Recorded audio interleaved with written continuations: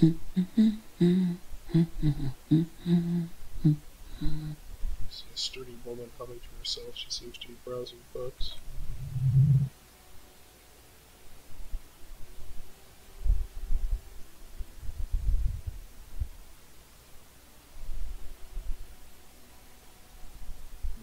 That should be voiced, right? The ship takes off like a silvery mosquito, unfolding its rotor blade arms. She mumbles, reading, then puts down the soft cover. Good one? That's the book. Yes? Hello? She nods, her attention perfectly fully focused on reading. Who are you? Me? No one. I'm just a working class woman.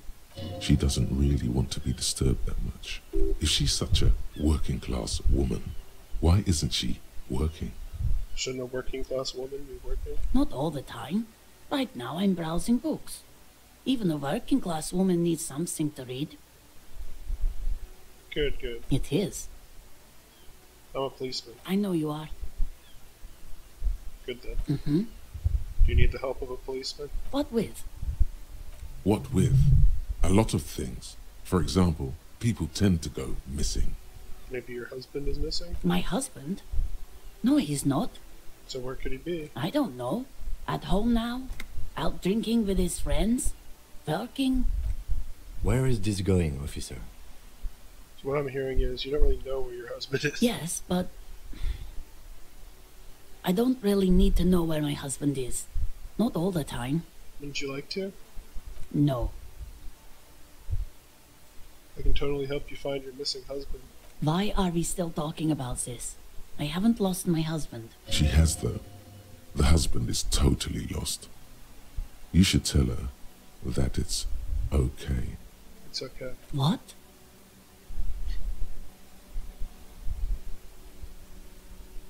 No, I was talking to myself. I should stop. It's okay. She tries to concentrate on books, but her eyes are full of bewilderment. Okay, maybe it's something else then. Maybe your cockatoo is missing? I don't mean to disrespect, sir, but you are being a bit of a cockatoo here. For what it's worth, I agree. But cockatoos can't be stopped when they get ladies. It's better to indulge him at this point. You mean I'm being a cockatoo? Nothing. Go read up on them if you're so interested. There's a great book in the bookstore. Maybe you should. What if the cockatoo is your astral captain? Or your heraldic bird? Actually, that's exactly what I'm going to do. Thanks for the tip. Wonderful. The store is open. Her hands move over the book covers. The tips of her fingers look rough, stained with yellow. It seems like she has spent a lot of time at work, smoking. That's all for the moment. I'll let you read. The woman before you nods and returns.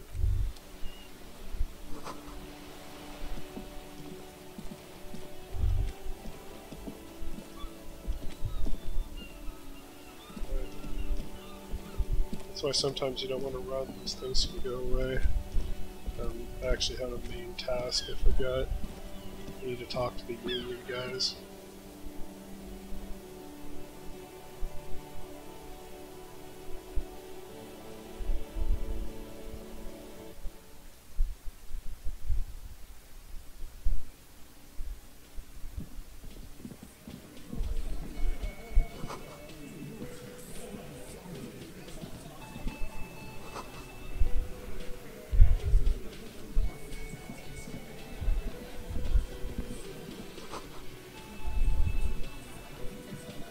Behind the dockworkers, a ceiling-height window.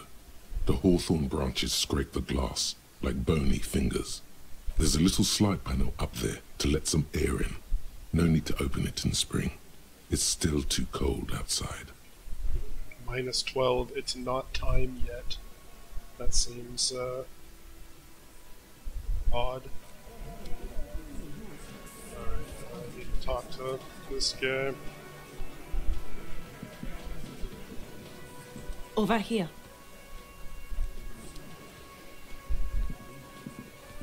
Let me handle this. Detective disorientated. Are you still wondering where you are? This is Martinez, in case you've forgotten. I advise you not to overstay your welcome. You lied to me. You're not a gardener. That's right. I am not a gardener, I'm a legal counselor for the Dock Workers Union. So let's get to it. You're looking for Titus Hardy? You think he has information that will help you? Maybe he does. That's Titus. Talk to him. But know this. I'll be keeping an eye on you. No strong arming. Nothing official. The District of Martinez does not recognize your authority to make arrests. It doesn't matter if you recognize our authority. We will make an arrest, if we have to. She says nothing. Her glare speaks for her. Could this be the Miss Beaufort that Easy Leo mentioned? The one Mr. Everard sent to law school? So what's your role in all this? Like I already told you, I'm a legal counselor. Do you have hearing problems? Are you Lizzie, Elizabeth, Miss Buford? I suggest not wasting time on trivial pleasantries and focusing on why you are actually here. Titus Hardy. Even though she has excellent control over herself, something moved behind her eyes, in the way she stands, in her face. Easy Leo told me about you. He likes to talk a lot. You are not here to chat up the legal counsel. You are here to question these men. What if I want to talk to you and not Titus? What you want is of no significance, officer. Don't test your authority. In Martinez, you are no one. What are you going to do to me? Lieutenant is not satisfied with the approach. What are we going to do to you? She starts laughing. It's a cold laughter, devoid of joy. The union isn't going to do anything to you. It is not a crime syndicate. It is a labor organization.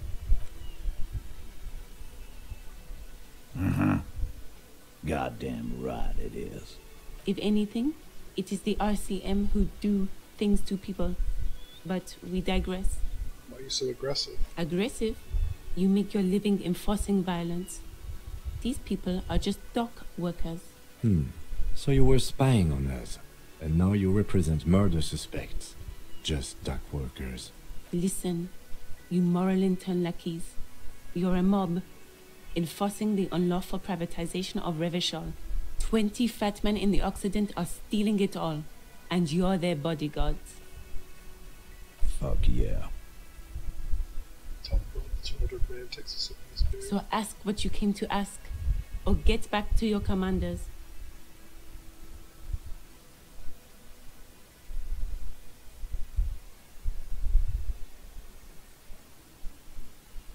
I like that. Good start. Let's take it a step further. Armed uprising. What are the union's plans? Look, a comedian. Do your job, ask your questions, then get out of Martinez. Strange. It's as if people don't believe a cop could be a socialist revolutionary. I should talk to Titus then. This is where you say you're a bit. Front shoulder man points at you with a beer can. Okay, the continue just showed up. Irrigate the union. Find your heraldic bird, a cockatoo.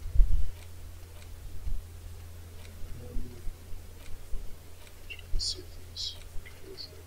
Find my shoes. Debrief with Kim. Okay, we did the autopsy on the body. This all started with the body in the back with Kuno. We talked to Everard. He's trying to blackmail me with my missing gun, but the pawn shop owner gave us a clue, but we can't go check that out until we open we can open the bridge to get more to the south on the map, which we can't do that yet. So today's mostly going to be focused on talking to the union guys, and also we're going to talk to the truck drivers, maybe go back to the rich woman for a little while. I don't think we need to go back to Everard for anything anytime soon. But yeah, the lorry drivers definitely, and maybe the shop owner that's down there that the racist guy tried to frame. He tried to get us to go harass. And we talked to Renee, the Wild Pines rep's the rich lady. She's the union's enemy. Get the body down. I did that. I still need to wash the boots that I have. I was able to get the boots. The special armor. I was also going to put away my plastic sack, but I guess I can't do that. Detective. Lieutenant acknowledges you with a sharp note. He's leaving it to you. Hey, dipshit. You hard of hearing or something? The boss man's talking to you. What, is he fucking kidding? This guy high or something? Hey, asshole, up here. We're talking to you. We're looking for Titus Hardy. Lieutenant turns to the broad-shouldered man at the end of the table. We need to talk about the man hanged out back. Oh, this is about him. A real looker, that won't. You sure took your time, huh? Waited for him to get real ripe and pretty for you. Oh, he was a real pretty boy. Hanging up there, letting out that pretty boy smell. I can't for the life of me understand why you did it. I mean, I would have just left him up there. You must really like cleaning up other people's shit. You might want to start asking your questions now. It's not going to get better than this. These guys are so macho, they're ready to confess to first-degree murder. Ask if it was them. Do a head count first. Connect these men to the tracks you saw in the yard. Chances are they're going to match. That's one of the best trials to have if you're doing the detective route. If you actually want to solve the case and not just have fun with it. I mean, it'd be fun to go through with like a supremely dumb character. You can do that kind of like Fallout games or the Outer Wilds. It gives you like really funny failures and you can't like put together simple stuff. Starting from the right, boot size 44, blonde man, in his 30s, overbearingly masculine. Sitting on his right, standard working boots, size 45 or 46, eldest in the room, probably mid-50s, smoker, quiet. Across at the other table, hobnailed working boots, size 43, gang tattoos, Mesk or Sarah Mauritian, in his late 30s, early 40s, and then standard working boot, steel reinforced toes, size 46, the big dick, wide at the shoulders and lean at the hips, rugby cap, fingerless gloves, and numerous scars, a little under 40. The emblem on his vest says Rowing Club. A little patch below it reads T. Hardy, Captain. In the far corner, standard working boot, steel reinforced toes, size 44, 40-something, non-alcoholic beverage in hand. You squint. Is that a plectrum? On his neck. Forget it. It's not important. Let's call this one the musician. Size 41, with the light step. Not a child, after all. An older man with a rat face, mean, watery eyes, and 2 front teeth missing. Shaky. In the middle, heaving and wheezing. Big guy. Boot size 46, deep marks. Probably carried the victim over. He, alone, is 130 kilos. Add the man in armor, and you could easily exceed 220. In conclusion, these 7 are the actors on the crime scene. The footprints were theirs, but there's a discrepancy. One of them is missing. An odd soul. Exactly. You've stood there for about 4 seconds, not saying anything. Hit them with questions. Where's the 8th Hardy? The fuck is with you, fella?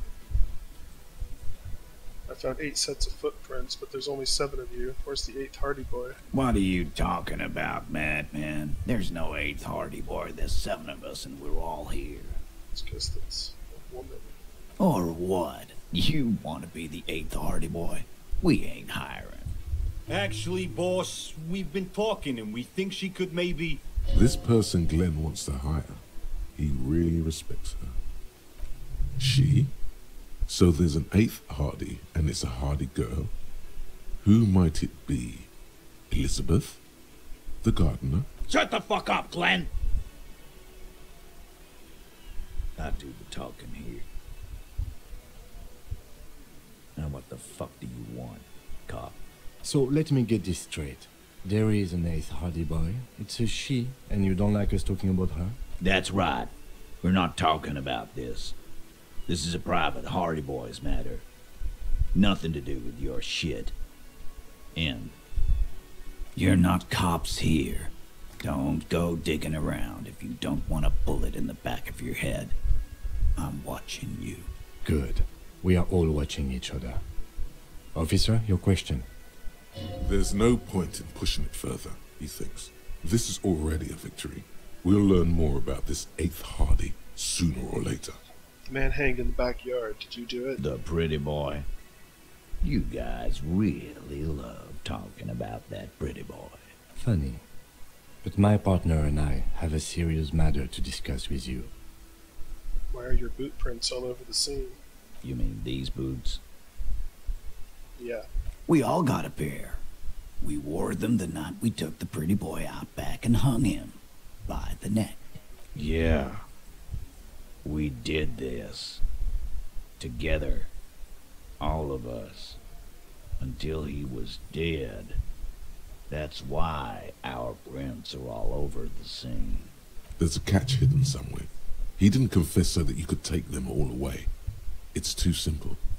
There's a catch. There is no catch. These 7 honest men have all equally come forth to tell you what happened, so that you don't waste any more of your time. You murdered him just like that? No remorse? How many people have you sent to the Shays? Ever felt remorse for them? Or send them to Reunion to rot. For 20 years. For life. Honestly, I drink so much I can't really remember anyone I've sat behind bars. Doesn't remember them. He just forgets. Are you hearing this, Titus? Ain't no use keeping a stiff catalog in your head. That's for sure. Who called the shots that night? Are you deaf? There will be no singling anyone out. You can't arrest a Hardy boy without arresting all Hardy boys. Do you think you could do that? Do you think you could arrest them all? No, but seriously, who calls the shots around here? Who do you fucking think does? Sounds like she does. It wasn't a question, dickwad. How fucking stupid are you? This asshole is worse than... Titus runs the Hardy Boys, genius. That's why we're called the Hardy Boys. Ain't that right, fellas? I think you got your answer, Mr. Law. Yes, there are some administrative differences. But on that night, they all acted as one man. When did this hanging incident occur? You don't have to keep answering his questions. I know, Lizzie. Relax. We killed him last Sunday night. Seemed like a good way to end the week. How long have you known the victim? Known him? We don't associate with scum like that, asshole. Yeah! Who do you think we are? Quiet. He came around about 3 weeks ago when that Pines cow first sailed into town. Happy? By the Pines cow, you mean Joyce Messier? The representative for White Pines? No. I mean the Pines cow. The stupid-ass cow they sent in to fuck us over. But you know what? Company they're striking against. Why don't you ask her about the pretty boy? I'm sure she has interesting things to say when you ask her hard enough. That's enough insinuation for today, Titus. Officer, your interview is drawing to an end. Don't waste your last questions. Why did you kill him? Why? 'Cause he was worthless mercenary scum. And he stepped out alive in my town. So he was a mercenary, that's it? And He stepped out of line. What kind of mercenary? The kind that shows up when you start a strike. The experienced kind, too. Had Kohoi and Semenine written all over him. Ex-Oranese Special Forces. A live grenade. Right here in our bar. This one has a special gripe with him coming here. I can't prove it. But I know he was sent by the Wild Pines. They hire merc shit like that. Story of every strike from here to Samara. Hold on, how do you even know he was in Special Forces? Cause one night, he walked straight up to the mic and said, I'm RNE's goddamn Special Forces, and I'm gonna fuck you all! Really? Yeah, really. Had a gin and tonic up there, sang some RNE's paratrooper song, and said he's gonna fuck everyone. We couldn't believe it either, but he fucking did, right there. Like some kind of animal. Right, but what did he actually do wrong? Wrong? He harassed women, raped one, harassed workers, threatened to kill some as a warning. There's a slight unease in him, suddenly. He regrets mentioning the rape. To kill us all, if we don't open the gates, if we don't let the scabs in, if we don't bend over. That was before he started coming here. Yeah, he said it was his favorite joint now. Started coming here every night. Drinking, grabbing girls. Grabbed one of ours mid-karaoke, right there on the stage. He grabbed someone? Yeah. This girl's on the mic. A beautiful girl. Young. Gets into the second verse of Lover Lake. The fucker grabs her legs, starts screaming. Show me your cunt! Why don't you show me your cunt? Then, he gets knocked on the head with a wine bottle. Doesn't even fall down. Is this the same girl who was sexually assaulted, raped, you said? Aren't you fucking listening? My man is talking to you. He took care of it. They got the girl out before anything else could happen. Yeah, me and Eugene got her out. Aren't you fucking listening? Right, but who did he rape then? That's a very serious allegation. No. You're not getting the name. That's a Martinez matter. And I'm not discussing it with you clowns. Despite the stonewalling, you can slip one more question in. I can ask you one more time. Who did the dead man rape? Titus, do not answer. You have been forthcoming enough. Fuck off, Carl. She's gone through enough without you harassing her too. She doesn't need more embarrassment. What are you talking about? Embarrassment. If someone has been sexually assaulted, we need to... What you need is to get the fuck out of my face. I've had enough of explaining myself to you fucks. He's dead. It's done. As you can see, these men can only take so much baseless scrutiny. I'm doing my best to keep the situation civil, but... Always is a slow head shake. It's true. She was the only thing holding him back. How did you kill him? We hanged him up by his neck until he got real still. Wasn't that obvious, Copper? Didn't they teach you anything at the cop school, idiot? The autopsy showed there were no ligature marks. His hands were not tied. Can you explain that? The lieutenant goes in for the leg sweep. Titus does not see it coming. Look. I'm not gonna play 20 questions with you, Capo. I'll say it again. We killed him. He's protecting someone. Yeah, I knocked him out. Came up behind him and clapped him in the back of the head. He went down like a sack of sand. That's right, lawman. And then we hanged the fuck. Mr. Tats, what did you use to knock the victim out? My fucking elbow, Copper. Samurai boxing style. Where did all this action take place? Right fucking here. Eugene already told you that the fuck had started coming to our bar. Yeah, man. Weren't you listening? Strange janitor to the tied hands. Things aren't quite right here, are they? Actually, they're admirably, surprisingly composed. The entire room. Given how many questions you've lobbed their way. Didn't work. Sucks. I even had a +1. My total was 11 and the challenge was 12. All of them, maybe one of them is fidgeting, cracking under the pressure. Well, this one, but he's always fidgeting, so don't get your hopes up. Right, I have other questions about the lynching. Like what, Copper? So what are we gonna do now? Nothing. Your investigation here is done. Leave Martinez, go back to your stations where you belong. I think we're going to stick around, thanks. Some things don't add up here, Titus. I've done this job for long enough to know that people don't just confess to first-degree murder, even if it is a group responsibility. We're going to look into this. Good luck with that. You've heard everything a rent-a-cop is gonna hear from us, real law officials. You're lucky you didn't get a beating. Rent-a-cop? So that's what this is about. He doesn't see you as his equals. I can't do that. My authority isn't good enough. I'm just gonna leave.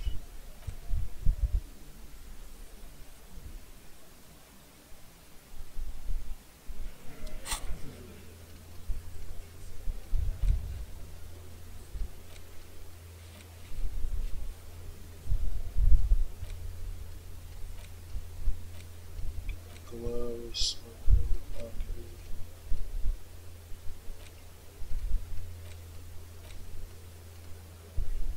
Yeah, there's the fridge situation. I forgot the body was still out back.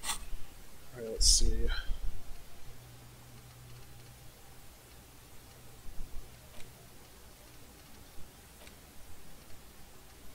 So are these all good? -1 logic, I don't like that.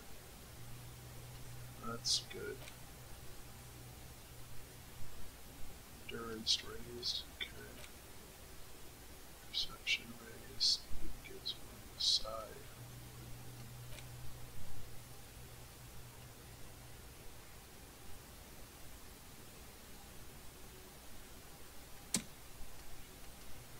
Yeah, nothing to worry about it right now.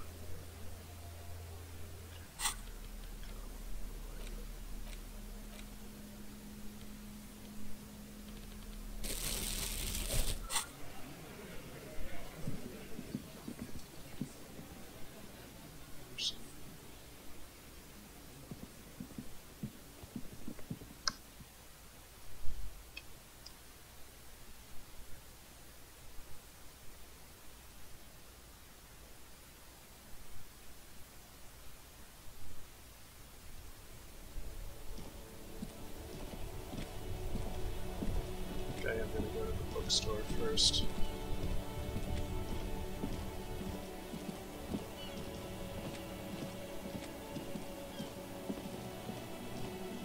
Hello, sir. Step right in. The store is open. Hello. Are you interested in a new and exciting book? What kind of store is this anyway? It's a bookstore, sir. We sell books, postcards, and some board games. It's called Crime, Romance, and Biographies of Famous People. Whoa, whoa, whoa, whoa. Hold your horses, little girl. What is a book? That is a book. They have stories inside them. It's like someone told you a story in a really long letter. What's a postcard? A postcard is a small cardboard picture. You can write a few words on the other side and send it to your friend or beloved. She is unfazed by your questions. She would consider it impolite to point out any perceived weirdness. What's a board game? Board games are like little games on a table, made to pass the time. There are several different ones, but sailors here mostly buy cards. Interesting, thanks. My pleasure. Anything else you'd like to know? Is it okay if I ask you some questions? Okay, sir. I'll try to answer any questions you have. I hope they're about books. Say, child, you wouldn't happen to know a good fridge, would you? A fridge? Yeah, like a big fridge a cop could put a dead body in. You mean like the ice bear fridge? Man, that's scary. Ice bear fridge? Yes, like a bear, but white. There's a fridge below the building in the basement, with red glowing eyes. I went back there once, behind the bookstore. Mum doesn't want me to go there anymore. Not that I want to. It was pretty scary. There's a big fridge there? Yes. One more thing. How do I get inside the building? That's a problem. The only way in is through the bookstore, but my mum is pretty strict about not letting anyone in. But I don't know, you're a policeman. Maybe you can convince her somehow. Anyway. What's your name? My name is Annette, sir. My mum, her name is Plaisance. She owns the store. She's inside, minding the register, or organising the stock. Feel free to step in and browse our wares. You're standing out in the cold because... I'm signalling that the store is open. Otherwise people might not know. They'd miss out on the crime, romance and biographies of famous people. A sudden gush of wind turns the pages of the books on the counters. She covers her face, smiling. But she's cold. Cold. Can I help in some way? Kind of you to offer, sir. What could you do to help her anyway? Could help by brutally dismantling the free market. Thank you, sir. I'm glad to help Mum out with the store. Shouldn't you be at school or something? I do my studies at home at the moment. I have to help Mum keep this place running. Isn't going to school more important than this? Mum says it's necessary to do both, because it builds character. Mum says a proper worker is dutiful. That's how you get ahead in life. You succeed. There is stress and unease behind these words. She's reciting etiquette. How's the business going? Mum says it's peachy. She was a little afraid at first. There's talk about this house being cursed. Behind her, the window has been boarded up. You sense the boards creaking, twisting for a second, and some kind of doubt in her tense shoulders. Cursed in what way? Cursed in the way that makes them say that no business has ever really thrived here, sir. That they all go... Ass up? I wouldn't really say it like that, but I guess so. I don't think curses are real. I know this sounds rather serious. I should probably look into this. We can go into the bookstore and ask about the case, but I don't see much more to look into here. Yes, please do look at our wares inside. The postcards and board games you asked about are also there, sir.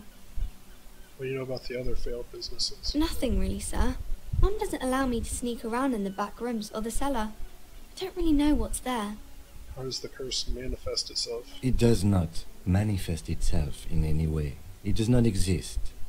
I liked it better when we were talking about whether it's appropriate to stand out in the freezing weather. Akin, the plasmic manifestations. No such thing. Anything else you wanted to talk about, sir? Enough about the curse for now. Maybe I can tell you about some of our books instead. What's this crime business? Crime fiction is about murders or burglaries or things like that, and the work of a policeman or a private detective who's trying to solve a crime and catch the criminals. Why do I want to read about crime? It's exciting to people, I guess. They get to imagine dangerous things, and it's kind of like a puzzle, where you can guess who the criminal is, or how the good guys are going to catch him. I'm a policeman myself, by the way. You don't look much like a policeman. What does a cop look like, then? Didn't mean to offend, sir. Sorry, sir. It's just that you don't look like Dick Mullen.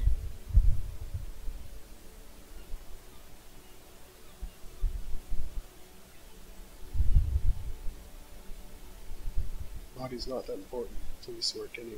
What's your point in head? Head? Yes. No, your mind.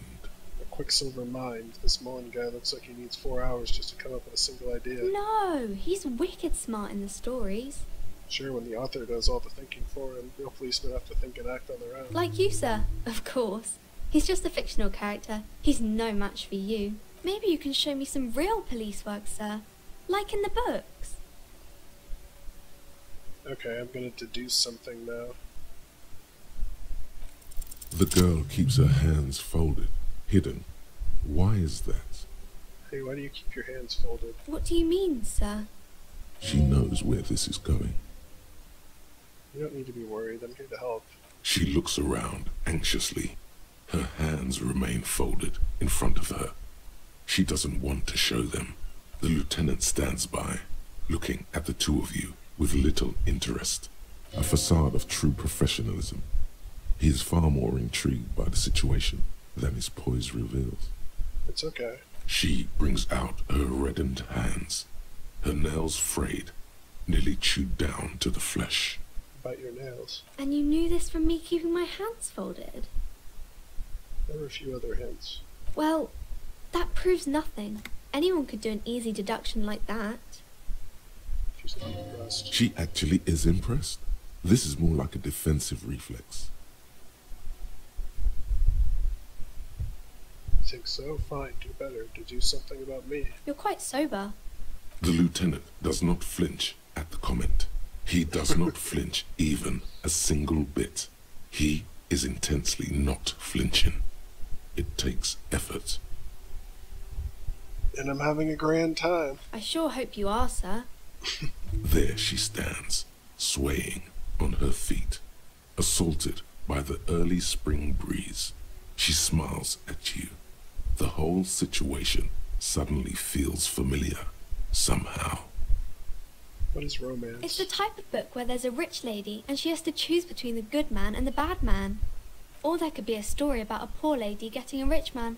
It's about man and lady business, sir. About a poor man getting a rich lady. It happens, but usually the guy gets rich in the process.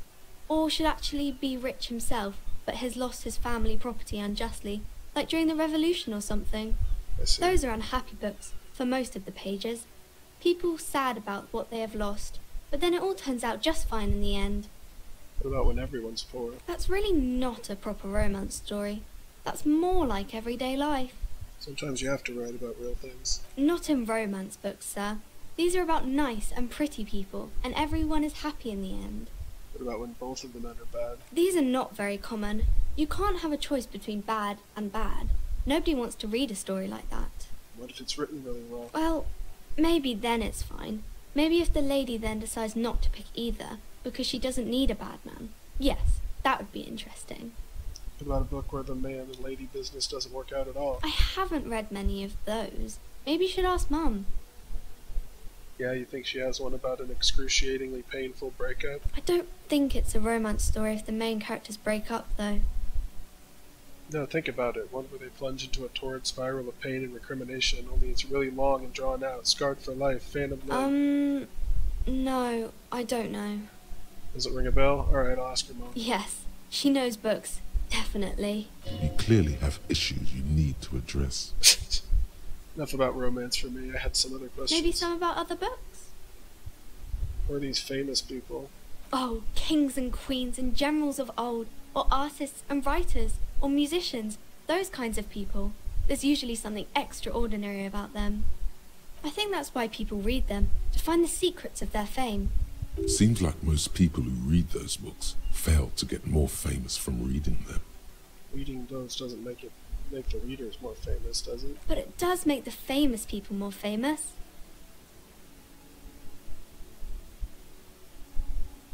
Famous for vain people. I have better things to do. Okay, sir. Who is that? Oh, that's Auntie Billy. She's nice if a bit distressed. She's your aunt? No, sir. She's a working woman who comes to look at the books a lot. Why is she distressed? I think she is a bad husband. Not very nice or helpful. Because you know each other. She's been talking to you so openly because you've talked before. Hang on, so you know me and we've met before? Yes, I stand in this spot all the time. You've been running around all week without your shirt on, sir.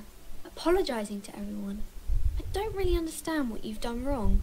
Did they ever talk to you? Of course, you've stopped by a few times. You certainly look better than the last time I saw you. I doubt that. No, you don't have party eyes anymore. Party eyes. Yes, of course. That makes sense. I'm not surprised children have seen you running around with party eyes on, he thinks. Not at all. Party eyes? You know, like a cat in the dark, all big and wide-eyed. It certainly looks odd on a man. The swiveling eyes of a loony drug addict. That is what she meant. You were probably gurning to. Fuck yeah. You should get some party eyes right now. Snap those sequins on you, boy. Does that mean I've been partaking in narcotics? Oh, baby, that's not what you have to worry about. Worry about the important thing. So why didn't you tell me you knew me to begin with? I didn't know I had to do that. Thanks, I've learned something about myself today. I'm glad I could help you, sir. Okay, bye. See you around in a bit.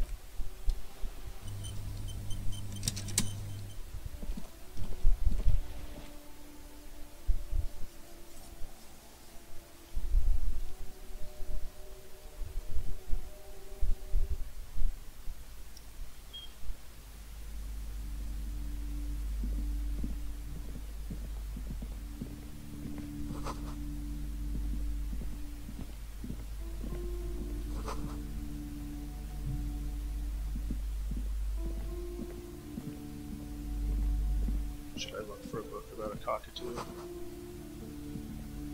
The display rack is brimming with worn paperbacks featuring an extremely muscular, sword-wielding barbarian on the cover. Nearly all the titles contain the word Hyundai somewhere. Oh, more Hyundai. Mountains of it. Heroic quantities of Hyundai. Roy's puny shirt is nothing compared to the real deal. Rows and rows of Hyundai men blur your vision. You make out some titles. Man from Hyundai and the Mammoth Riders. Man from Hyundai, Return to Hyundai. And the solipsistic Man from Hyundai and the Hyundai Man. Good God, how many are there? Maybe 100. Man from Hyundai and the sages at the end of the world. Man from Hyundai and the false god. Man from Hyundai and the scorched earth. Man from Hyundai, the Hyundai colonies. Man from Hyundai and the swamp beast. Man from Hyundai and the snow crabs. Is that all? Not even close. Man from Hyundai in hell. Man from Hyundai and the forest of slaves. Man from Hyundai under the lake. Man from Hyundai, Hyundai burning. There's even the trial of death. A Pastanal combat game book set in the world of Hyundai Man, and so much more. A twinge at the back of your head makes you flinch. Your eye starts twitching. Ow. Your hand reaches toward a book with glossy cover art of the very muscular Man from Hyundai in chains, kneeling in front of a staircase leading to a throne. A woman sits on the throne, leering at the man. She's laughing at him, belittling him. Between the throne and the Hyundai Man lies a bonfire, casting shadows on the wall. The shadow of the woman's headdress looks like a pair of devil horns. The title reads, Man from Hyundai and the Devil Woman. The display rack before you is burdened under piles of Man from Hyundai novels. Can't buy it. Don't have enough money. A small mountain of colorful board game boxes. There are numerous types of games for all ages. A lot of shelf space seems to be taken up by Wirral-related merchandise. So I think you can actually play the board games. Ken. So that'd be kind of cool. If I could ever afford one. Back there is where the fridge is. Check that out. These shelves are overburdened with books from the same series. You see the name Dick Mullen over and over. A couple of spook novels hide amidst all the detective books. Thrilling tales of spycraft and daring do.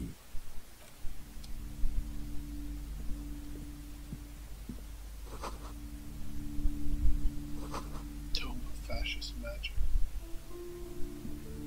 A sulfur-crested cockatoo sits on the cover, its beak slightly open.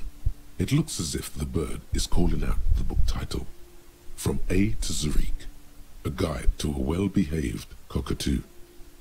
Flip through the pages. Turns out that there are so many different cockatoo species, and they all have behavioral problems. You don't have behavioral problems. That's garbage. You're cool. What about this guide to cockatoos, storekeeper? It's a must-have if you own a cockatoo. I've heard they're quite capricious.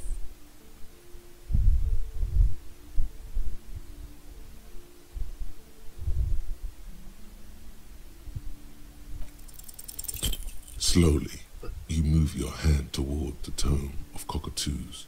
Before you reach the book, you're interrupted. Do we really need to do this? I think not.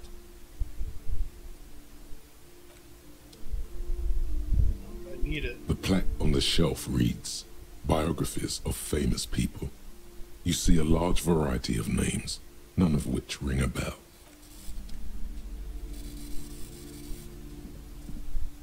Several maps have been attached to a bulletin board hidden inside the alcove. They're held up by small pins. The board has come loose from one corner. The maps look old and faded.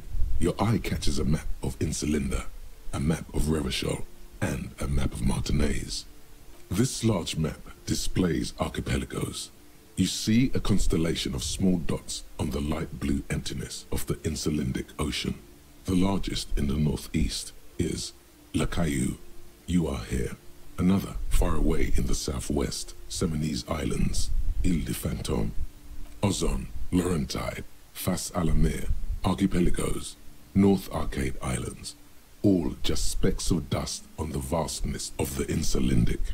On the edges of the map, the color fades into a blur of dotted lines, black and white, disintegrating into mathematics. In the northeast, a dust mite stands on the north coast of Caillou in a bookstore. It's you. French. Can you see cities on the island? You can, on Caillou, Revachol, a single black star, on Ozon, Fondelier, and Vimandou, on archipelagos, Croyan-Moran, Villiers, on Seminine, Olduvai, and on Laurentide, Deora of the Seven Seas. Lost little pearls of light, tiny fires in the dark. The ocean breaks apart into a tangle of cosines and azimuths, all pointing into pale nothingness. Windy is the north azimuth. Grad is the northeast azimuth. Samara is the east azimuth. Seol is the west azimuth. Isolas, they're called. Connections to other worlds. Words past the Insulindian, unknown to you. You only know you've never been there. You have little idea what they are. Distant stars, gods, but looking at them makes you feel almost non-existent. Whatever they are, the Isolas are immeasurably large compared to you, and very, very far away. Perhaps they are gods, gods of distance and outer dust. The north coast of a verdant island is shattered by the delta of a river. It is the River Esperance. Countless bridges put the shards back together, connecting city blocks to river islands.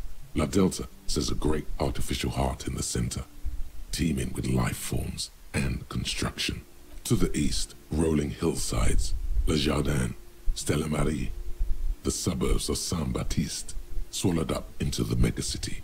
They sound rich to you. This is Revachol East. West of the river? Houdon. It's somewhere to live. Not bad. Then there's Jamrock. It's bad. People shouldn't live there, but they do. Then Forberg. It's almost as bad, and much larger. Then Coal City. It's the worst. Martinaise. It's so small you can't even see it on the map. No, wait. There it is. North of Jamrock. The strip of coast next to the Greater Revachol Industrial Harbour. It looks downright despondent. It's almost Coal City, to be honest. No, this is somewhere to be. This is all you have. But it's still something. Streets and sodium lights, the sky, the world. You're still alive. It's not really a map. It's a tourist thing. A picture postcard with buildings on it, drawn from an isometric perspective. A date in the upper right corner says 48. Still, it's detailed. Could be pretty useful for scouting ahead. You see the jagged boxes of an industrial harbour, even the whirling in rags there. Shopkeep, can I buy these maps? I'm sorry, officer. The map of Martinaise is the only one available. The other two are not for sale anymore. And besides, you could scarcely afford them. They're quite valuable, though they might not look it. The map of Martinaise is 90 cents, though. Why is the one of Martinaise so cheap? That old thing. It's an out-of-date map of a tourist location that never was nor came to be. From when some design studio people tried to spruce the place up 4 or 5 years ago. They also renovated the horse statue, set up those coin-operated viewers, and designed the new street lamps. What happened then? They didn't get that far, for some reason. A shame the project never got going. Would be nice if someone fixed Martinaise up. All these ruins are bad for business. I'll buy the map. Always good to be informed of your surroundings.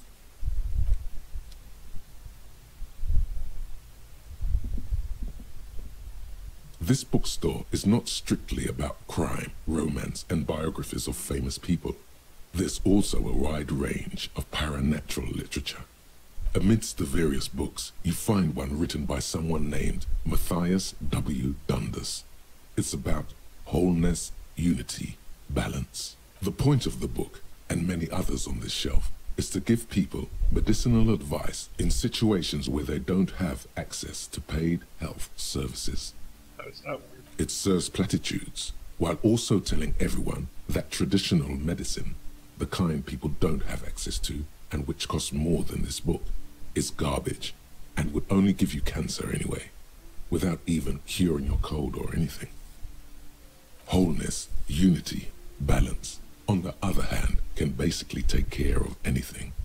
Though it is important to note, when it's up to your mind to heal yourself, then it's because of your mind that you're ill in the first place. It's your own fault if you're ill. Got it? Does the book say anything else? The book features chapters on topics such as how to find magnesium. It even lists plants you can harvest magnesium from. How to continue drinking if you're an alcoholic who has destroyed his liver.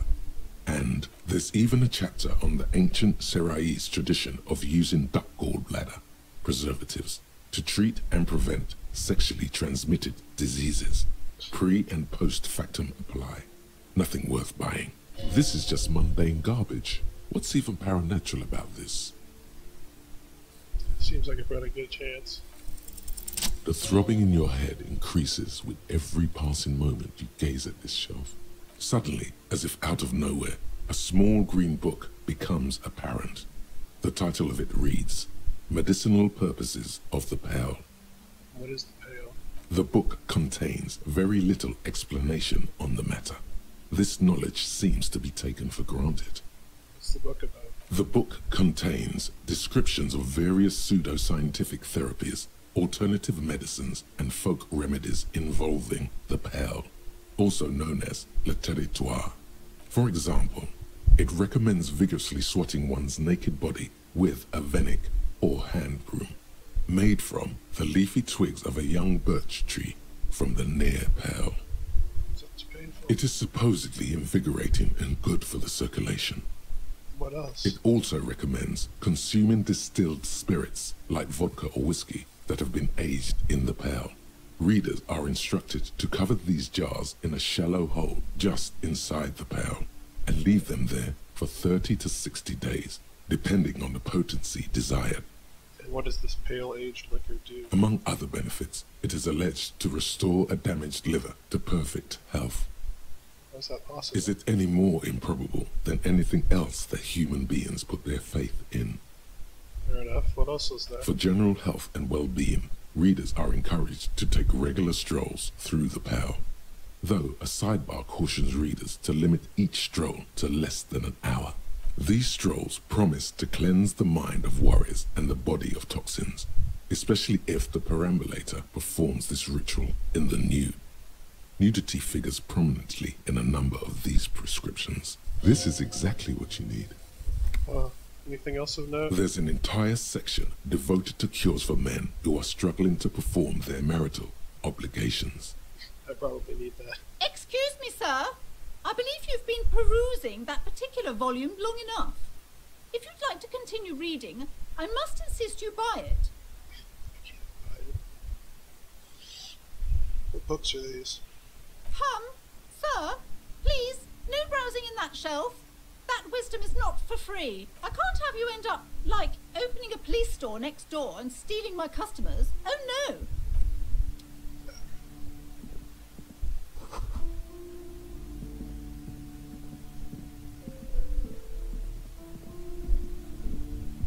So I've got a map. That's going to be helpful, I think.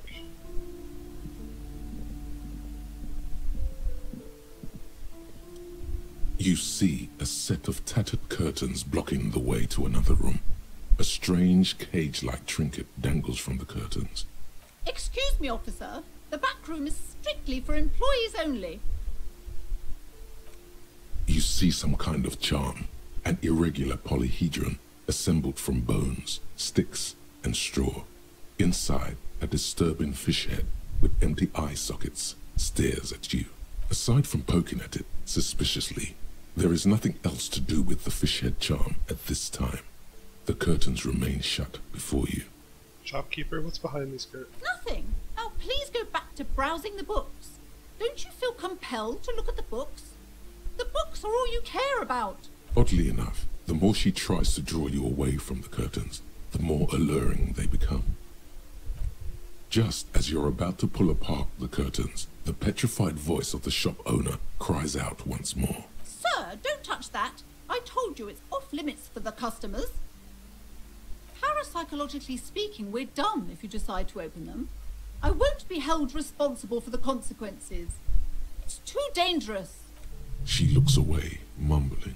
Why is everyone always messing with the curtains? Why can't they just buy books like normal people? This is about the curse. That's why you're afraid? No, it's just a storeroom for the employees, I told you. Now please step away from the curtains.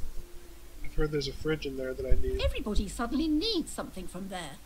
Leave the curtains be. It's what it wants. Man, this is different. I'm a police officer. I need to get in there. Why? It's not like anyone was killed there. She stops abruptly as her hand flies over her mouth, baffled by her own bluntness. I'm sorry. I don't mean to be so impolite. Just please don't go there. I can't allow that. You'll only make things worse and unleash the powers. The curtains do seem frail suddenly, not robust enough to contain a slippery darkness. But I sense the place calling for me. I must investigate beyond the threshold. You do? My God, even more reasons not to mess with the curtains. Just step away, dear sir. I don't care. You can't stop me. I'll open them. No! Please just talk to me, officer. Come here and let's talk this through before you decide to do anything extreme. There is something mysterious about the curtains. Be careful. The curtains, tattered with age and covered in dust, hang before you, as if taunting you.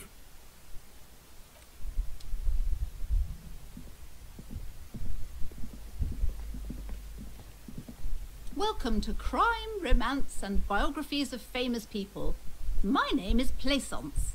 Be welcome, and please take responsibility for the energy you bring into this space. A golden pendant hangs around the woman's neck, in the shape of what looks like a tiny fish head trapped in amber. Curious pendant you're wearing. Oh yes, helps to have an anchor in these times. You're the owner of the store? I am. The proudest owner of our little shop of culture. She has fine-tuned her voice to find the most welcoming approach for attracting new customers. It doesn't work.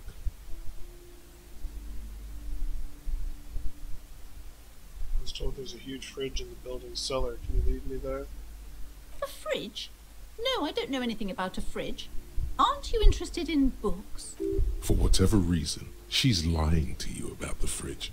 Seems like you have to find your own way to the cellar. Why are you so upset about those curtains? I just want to know what's on the other side. I already told you. It's just a storage room for employees. I don't understand why it's so important to you. Just let it go, officer. Go buy some goddamn books. You're supposed to be drawn to the books. She's so tense, it's a miracle she hasn't snapped in half yet. It's just a storage room, and why are you so tense? I'm not tense. I'm just... Okay, fine. It's just because this place is cursed. Just like everyone said. They don't call it the doomed commercial area for nothing. Are you happy now, officer? Happy that you've ruined everything? Host of hosts, she prays. Guard me and my honest business venture from the curse that lurks behind the curtains. Take it easy. You've broken her resistance. Pushing her further will gain nothing. How does this curse manifest itself? The curse is so much worse than you could imagine. It's a disease, eating at the very foundation. It's the curse of financial distress, of ruin and bankruptcy. Didn't that curtain just move? Okay, I'm a little confused. Annette mentioned the previous tenants have experienced financial troubles. It's not just that, officer. We're dealing with something supernatural here. It's the cacodemons, feeding off bad business practices and disappointing income statements. There's something wrong with this building, I can tell you. Ever since I arrived, I've sensed an eerie, lingering presence. As if I was unwanted here. Sounds familiar. Strange, I feel unwanted too. What does it mean? Truly so? Perhaps the dark energies are leeching off you. You shouldn't stay in the store too long. It may be dangerous. Would you like me to take the case? I can investigate and see if the curse is real. Most certainly not. I don't want anyone who's not familiar with the psychic arts to get involved in this mess. Stay away. Leave the spirits be, so they can return to their slumber. Psychic arts? Sounds right down our alley. Your daughter's the one standing outside the store, right? Annette, yes, my daughter. I hope she wasn't slacking off again with her nose in science fiction. Tell me, was she at her post doing her job like a proper girl? Yes, of course. Wonderful. Did you talk to her? Yes. Great. On a scale of 1 to 10, how compelled were you to buy books after talking with her? Her opinion of her daughter depends on how well she lured you into the store. I'm not going to grade a human being. I don't do that. Come now, it's not personal. It's about proper sales practices and market research. I expect an answer. 10. She's certainly very polite and helpful. My precious, her dedication brings joy to my heart. If you have children, I hope they turn out as great as my Annette. All this pressure has made her really anxious. You know, she's been chewing her nails. God. I've told her not to do that. It's such a disgusting habit. She'll get over it. Anxiety is a part of life. A part of hers, too, clearly. I don't think she can do anything about it. She can, if she has enough willpower. This is what's called growing pains. Life isn't easy. Life doesn't give breaks. Come on, ma'am. It's obvious she can't do anything about it. You are placing an unnecessary burden on a young child.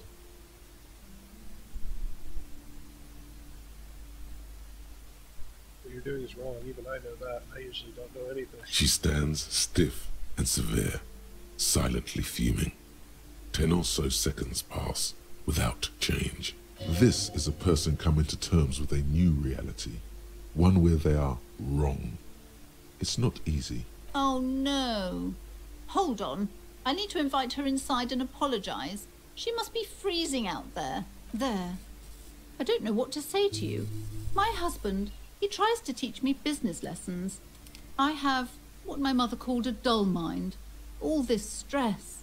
It sounds like both the husband and the mother treat her the way she treats Annette. You're like Annette to your husband and your mother. Oh. Well, my mother was horrible, of course. Absolutely perverse energies around that person. But my husband... My husband is completely different, of course. His husband, that's father? Yes. My husband is a successful entrepreneur east of the river. If only he were more involved in the business we're running up here. No matter. Soon we'll both be off for Grand Couronne. Your husband's also involved in the bookstore? He made the initial investment. Since then, he's been what you might call a silent partner. Yes, I'm afraid so. A real treat she is. It would be nice if she had... No, we couldn't have afforded more children, really. Not in this economy. A glimmer of sadness blinks through the well-crafted exterior. Why not? We're quite busy people, you know, my husband and I. Quite busy. Children are a lot of work. You don't look like a father, so I don't expect you to understand. I'm sorry. I'm sure you do understand. She told me she hadn't come to school. She's been too busy helping me here. So she studied at home this trimester. This is a temporary solution, of course. I assure you, I of all people understand the importance of education. She will be back in school the moment the store takes off. I had something else. The woman looks aloof, her features much softer. Occasionally she glances at her daughter's silhouette. Slither up to her, you silver-tongued fiend. Show her what world-class perfidy looks like. Wait, what if I don't want to lie? You're not lying. You're giving her peace of mind. The means are thus justified. And you know, I've handled paranormal situations Are you before. sure? Don't think I haven't seen charlatans before. I sense the psychic emanations from afar. I'll see what the calls I'm not sure I can trust your claims. Honestly, you look like a bit of a drinker. I'm sorry for being so blunt, but... The lieutenant keeps his usual stony calm. He silently picks out his notebook. Go ahead then. Rock her world, he thinks. I'll compose some notes. I'll admit, I've had my share of drinks, mostly because the spectral realm is parapsychologically taxing. How do you know all this? Here we go. I'm the Void Revenant. I have the powers to debad all the bad energies. I should have realized. A pattern lies within the fabric. The hand of fate guides us. Our meeting couldn't have been mere chance. Perhaps you truly are the one to deliver this woman from the doom. But I am not the only one at risk. I have to think of my daughter. You are certain you can help us? Keep us safe? I can't allow any collateral damage to hit us. No problem whatsoever. Your family is safe. The phantoms are no match for me. If you promise, good officer, then you might be our last hope. Do you swear it? On my honor. Thank you, sir. There's one more thing I haven't told you about yet. The entity. Do not act surprised. You know of these things, sire. Of course, the entity. For I have sensed its presence. You have? The entity takes the form of a woman. A witch, probably. I've suspected that she must be connected to the curse ever since I first saw her. Did you know that she lives inside the chimney? Chimney, the passage between heaven and hell, of course. Yes. That chimney is part of the building's central furnace, and it's enormous. She has barricaded herself behind some metal security curtains. God knows what she's doing there. Some unnatural magic, I assume. You should go find the entity and ask what happened to all the companies in the building. What is the source of this curse? Here's the key to the warded door behind the curtains. Take it. Oh, and please do return to me after you've looked round. I'm quite anxious to know what she has to say about the curse. What you discover in there. Unbelievable darkness and ruin. What you discover?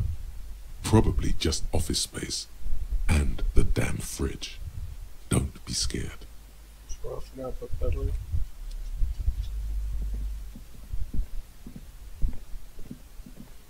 You see a set of tattered curtains blocking the way to a... You see a dimly lit room full of dusty furniture and trash. A doorway stands in the back, covered in dozens of scary little cage-like trinkets, your shadow looming over it like an omen. Oh!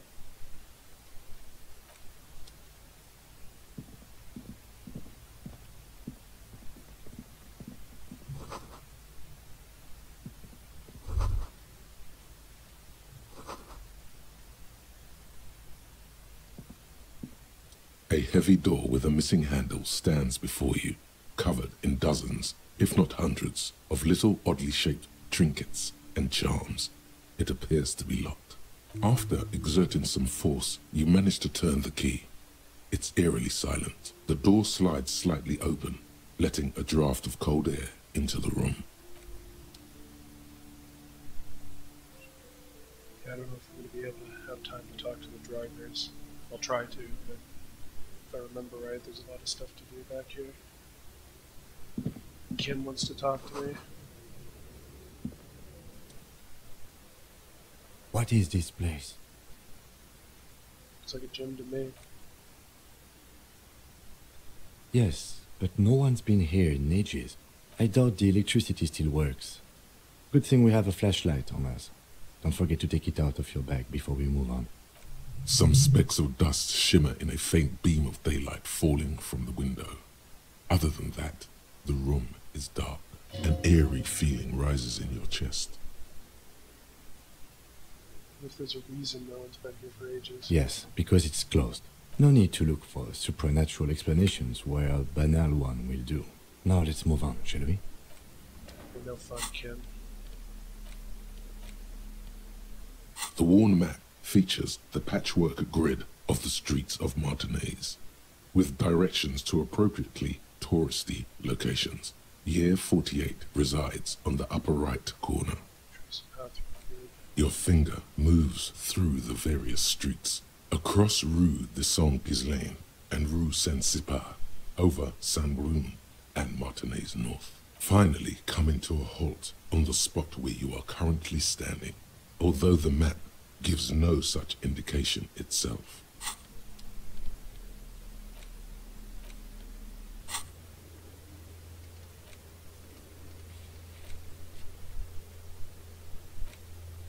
So you can see the map. It looks a little different. It shows you where each of the challenges are. So that's the whirling in rags. This is the area we haven't been able to go to yet. That's where the union lady, or the company lady is. The union guys over here. Not sure what the giant cube is. It shows all the fisherman shacks, the church. We can spend some time there, I'm sure. Yeah, I'm supposed to get out with a flashlight.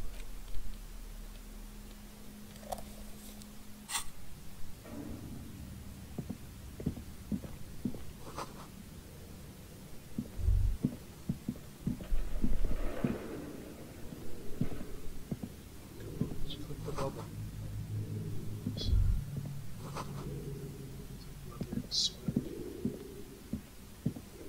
A barbell lies on the floor. The color has worn off its weight plates. It's 60 kilograms. Your triceps hum at the sight of these weights. Show the world what kind of beast it's dealing with. Lift them. There are no collars on the barbell.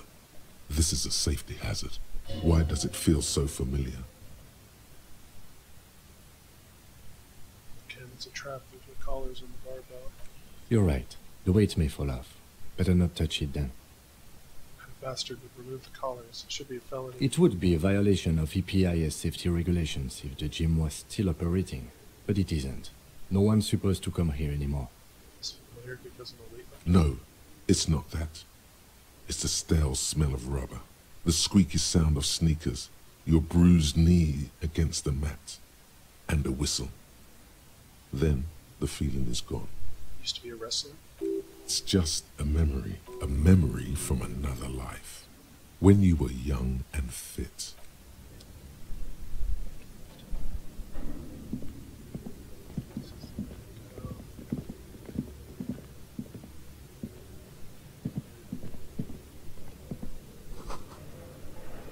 It's locked.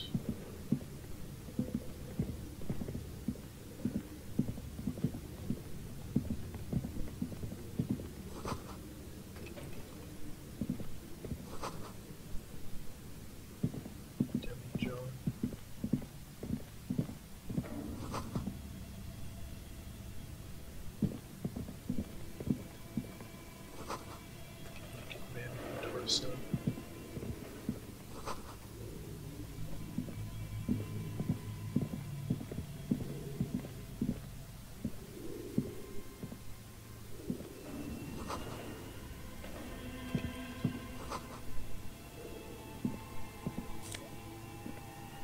production schedule filament memory.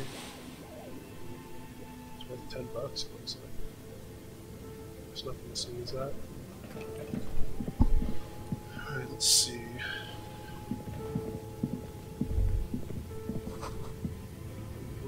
Where are the clothes that used to display?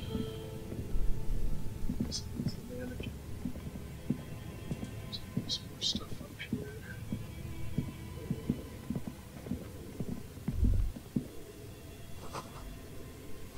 Let's go. Shoes and multiple sound.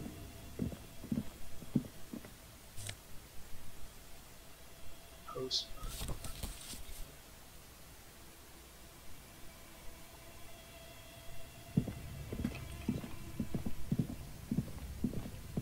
An iron safety curtain curves before your eyes, folded like a bellows. It covers half the room, blocking the way into a colossal industrial chimney. This must be where the entity lives. What an odd thing to do. Nothing happens. Still Nothing. No one's home. Those curtains prove to be surprisingly sturdy.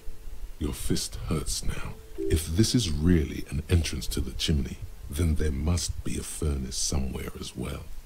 Maybe there's another way to get in. Can you please try to refrain from attacking random things? I can try. Thanks. In any case, there's no way we can get in right now. Let's investigate further. Please quit attacking random things.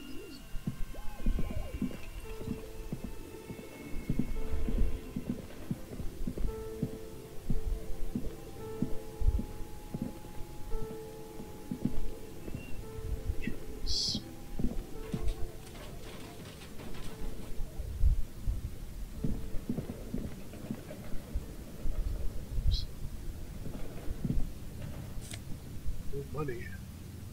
Quite a bit of money. Doubled my money.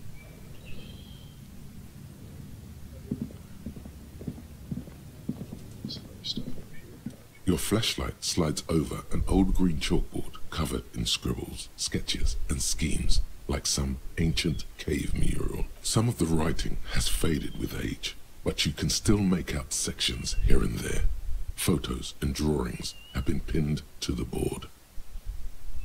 These lithe, pointy-eared creatures appear to be different types of welkins. You make out autumnal candle welkins, casting wax-based magic. Translucent welkins, with organs shining under their skin. And even ether welkins, hailing from the vast emptiness of sidereal space. Who are all those creatures? Fantasies of a tortured, feverish mind? One of the welkins, towering among the rest, appears to be different, however. Zoom in the Vulcan, this is important. It's Vara Hamira, a high Welkin, his face white and scarred like cracked marble. This is clearly a Welkin supremacist. The note says, all non-Welkin races will be purged. The Haldor, the Tworg, the humans, and even headless men, all of them, purged. Imagine a world filled only with Welkin, Green Welkin, Dread Welkin, and the High Welkin, to rule them all. An inordinate amount of time has gone into drawing these little Welkin creatures. How come anyone spends so much time on this? Some people really like building a world, I think, even if it's just for a game. Who are these creatures? Who drew them? Are they real? I have so many questions. This looks like concept art for a project. It's not really real. One of them's a Vulcan supremacist. Mm-hmm. Political commentary. That one has a great beard, too. Well, this has been educational. Let's move on from the Vulcans. Just look at those details. So much effort. And for what? All gone. The photo collage depicts barren, icy landscapes wrapped in perpetual night. You see permafrost and glacial landforms, dead trees grown in under the snow. Entire oceans have been frozen from shore to shore. There are pictures of settlements on dried-up riverbeds, abandoned in a storm. Animal corpses in the dark, carcasses and bones. You see primitive oil rigs built into glaciers, boreal dvorg, yurts under the snow, great mammoth-like beasts of burden. Albeit dark and cold, this vision also feels cozy in its own way, like eggnog or morphine. A much-needed respite from our own world. A pinned postcard reads, "The heat death scenario. A desperate fight for geothermal energy engulfs the world as Wirral becomes untethered from its sun, drifting through the universe." This is a monthly calendar from the year 50. Cryptic words like sprint, daily minimi, and GPI span the marker-drawn grid, the grand scheme of production and money. It looks a bit like an academic calendar, only much more brutal. As time goes on, the numbers in the boxes grow rarer and rarer. The board becomes an empty snowfield in the final days. Only failure and regret dwell in this region. Looks like they didn't make it. A note in the bottom left corner of the chalkboard says, "See the prod schedule filament for details." The handwriting is only partly legible. But you can still make out 3 slogans: Call in, tune out, Wirral untethered, and Heat Death of the Universe. The full text reads, Heat Death of the Universe is the new black. Another note says, the biggest advancement in role-playing systems since the 30s.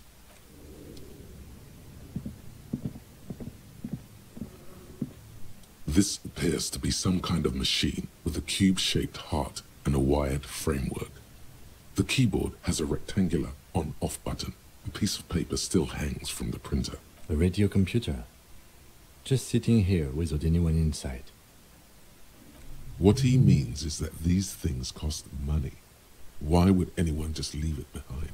But we are looking for a fridge, and we are pressed for time, so... On the other hand, it's not that I'm not interested in abandoned radio computers. This is the Ream Civic radio computer, model RC5120, equipped with a Feld mainframe and a Ream-compatible printer. Alright, yeah, you can. This old fireplace is covered in lines drawn in blue and red marker, the mesh spreading over the stone like blood vessels on alabaster skin. It looks ghostly and strangely ancient. A diagram for summoning some time-forgotten being. The symbols seem very esoteric. Radio frequencies, it seems. UKV 123.6, UKV 123.7, UKV 123.9. Some written notes, too. Sparse and cryptic. Radio frequencies for what? Unclear. It looks like a cardiovascular system split into veins and capillaries. Very advanced. So we're dealing with something medical here? You think so? The web is comprised of radio stations, all lead back to one red heart, titled The Game Master Frequency. A note says, this one can listen in on any station it wants. They must have had massive airwidth. These things don't come cheap. Wait, who's the game master? Someone very important. The leader of a massive on-air game built by these people. It's a game, who's playing? Whoever decides to call in to a call-in station, it looks like. A list of names under the stations suggests people across 6 Isolas would be playing. Muindi, Insulinda, Kotla, Grad, Samara, and even Ilmara. It's your typical massively multiplayer broadcast game. All of this is gone, left unrealized. There's no way a little basement studio working here could pull anything like this off. My God. It's as if the less money they had, the more ambitious their project became. The cost of airwidth alone must have been huge. Exactly. This schedule, I know doom when I see it. The company was running out of funding. What else? Nothing. It's just lines on marble. An echo from times long gone. No one has used the fireplace in ages.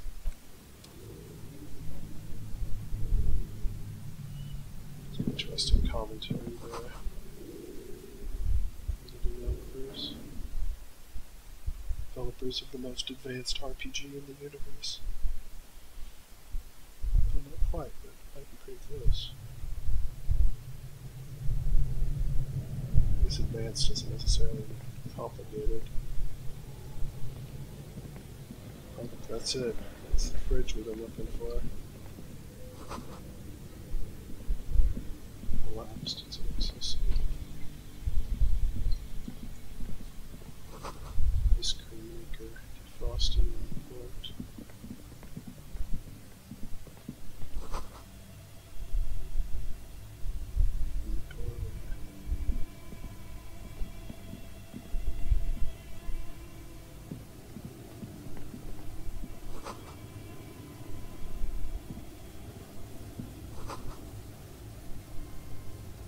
Busted guns. Is that it? Just busted guns. I see anything else out here. A few bricks have fallen off, revealing a compartment behind the wall. It's too dark to see in. Where are we? Seems like an old bunker from the revolutionary period. Look at all those rifles. Must be an old weapons cache. There's all in the wall. There is, yes.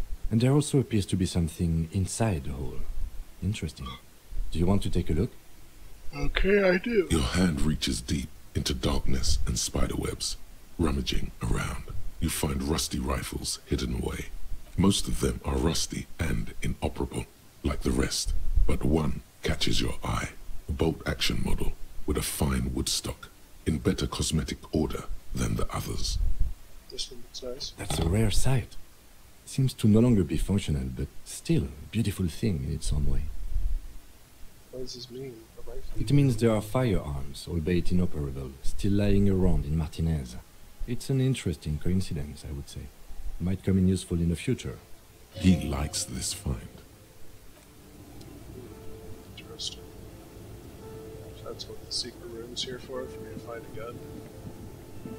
Guess maybe I can go pawn it. Can't do anything with the ice cream maker, apparently. There's another ice cream maker. That one's better.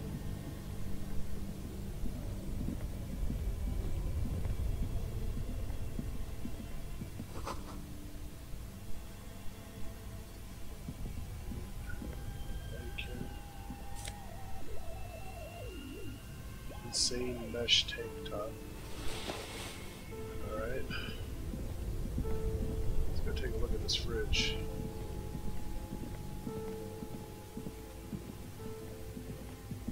Make Kim happy. You see a terrifying ice bear with a strange compartment in its belly.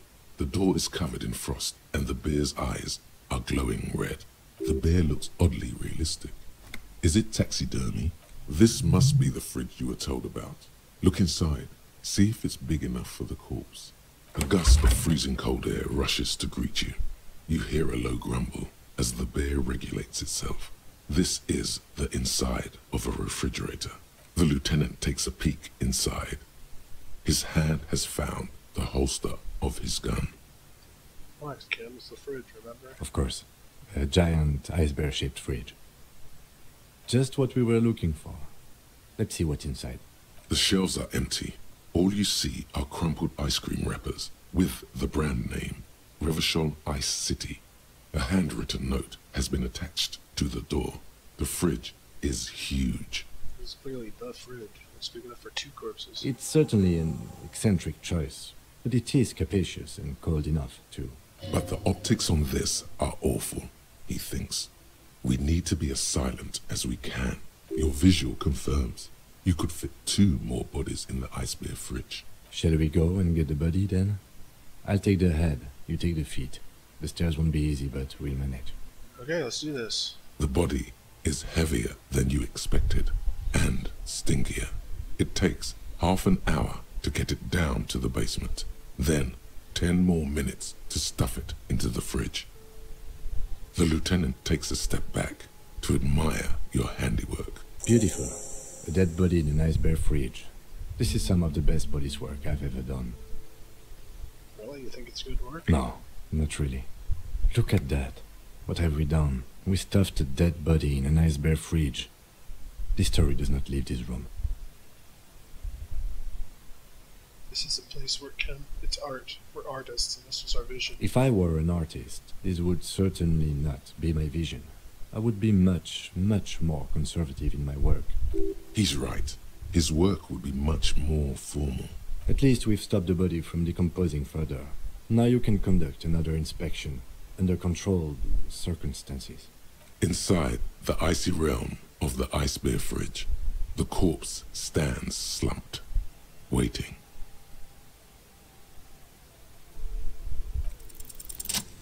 Your arms reach out and your eyes close, as if by their own volition. It's dark all around. You feel cold, slippery flesh, first with your fingertips, then under the palm of your hand. What's this?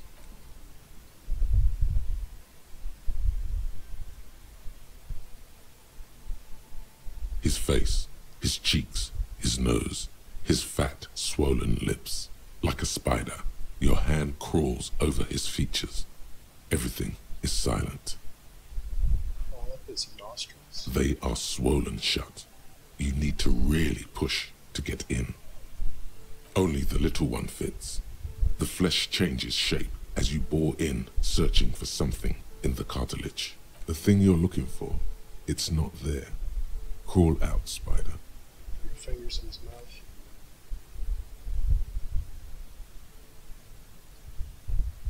The oral cavity is cold and moist. A ball-like tongue attaches itself to the base of the mouth, lolling around like a scallop. You're on the right track. I think this feels right. The tongue moves freely in the cavity. The mucus of the mouth is slippery, delicate to touch. From the soft meat, teeth are budding. Hard pearls of bone in the gums and in the back of the mouth. Can you feel it? You're so close. Rip his jaws open now. Look in. A vision of black and dark red death, pried open by your naked hands and studded with teeth. Looks like he's laughing. Death fumes rising from the throat, and there, in the back of his mouth, above the bell of the uvula, right in the soft palate, you see a hole, barely visible to the human eye.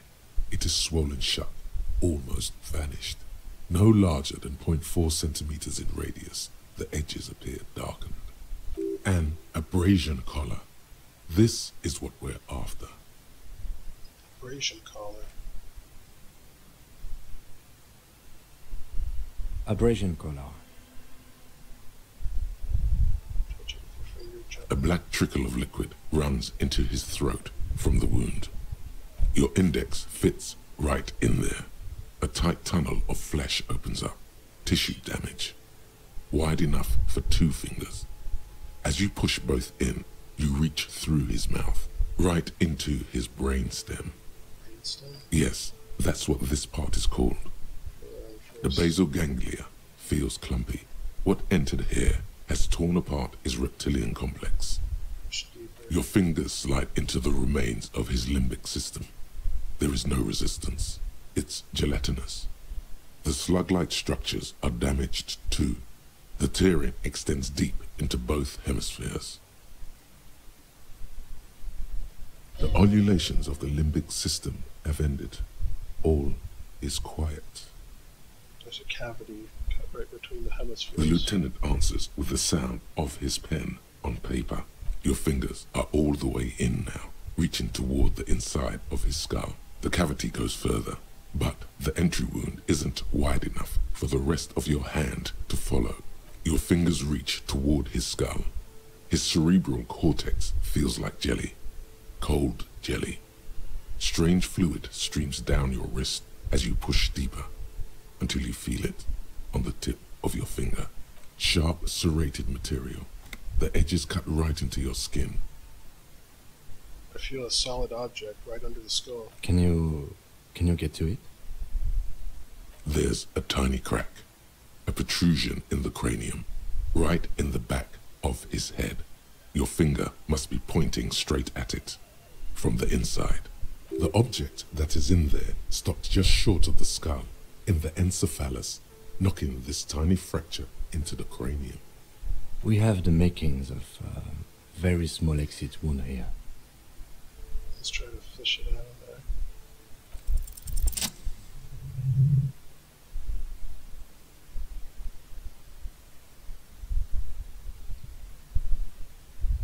You pick the object between your index and middle finger. It feels sharp, like metal. With your face twisting from pain and concentration, all you need to do is just... Got it. Good. The inside of the head feels cold and smooth, like a glove. Sweat dripping down your brow. Careful not to lose the prize between your fingers. With a plop, your hand emerges from the mouth, covered in blood up to the wrist. Between your fingers, a small flower, a blossom made of lead. A bullet.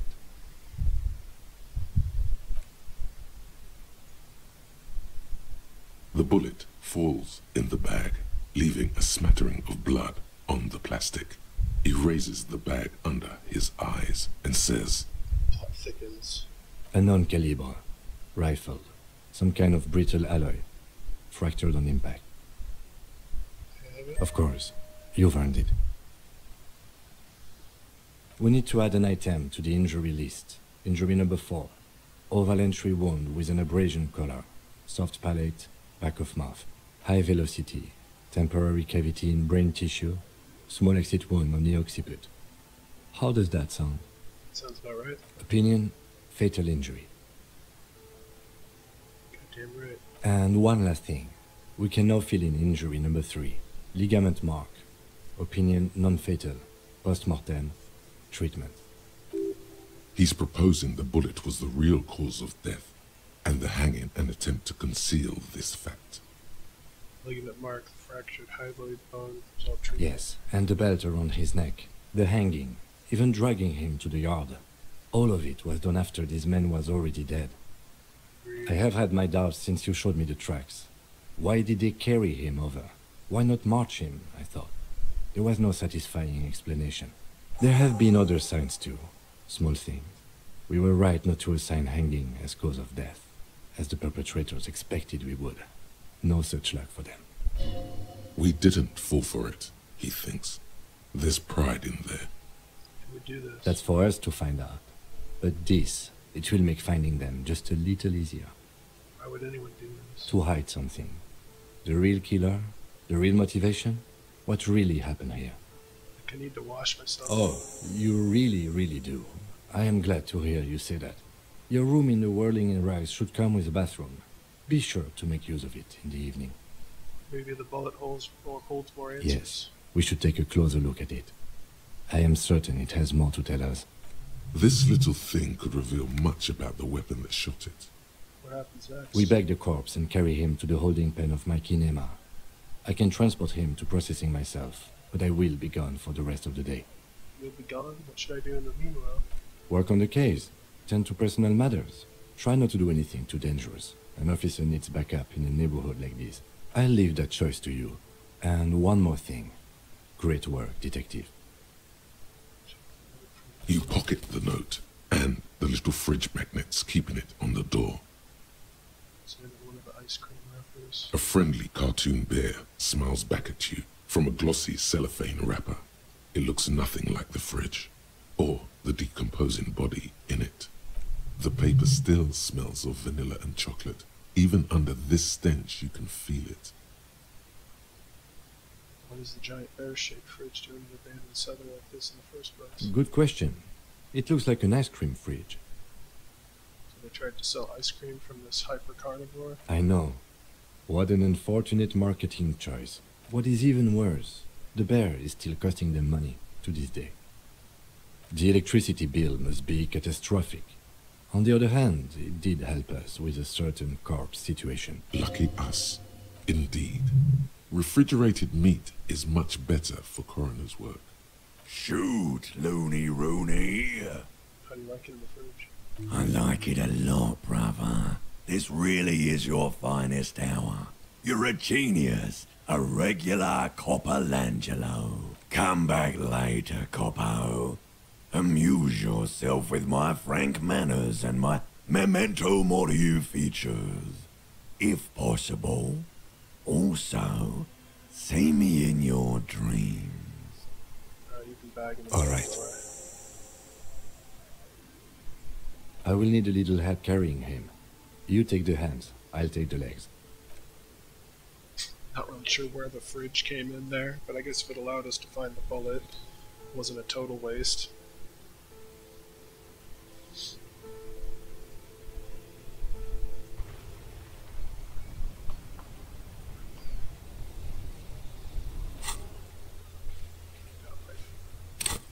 Here with a flashlight like the Looney.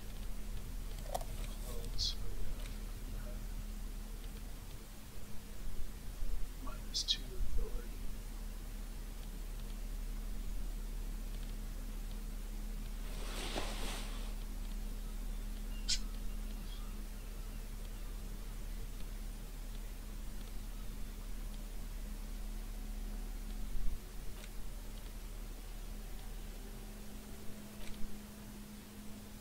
$390 for a rifle.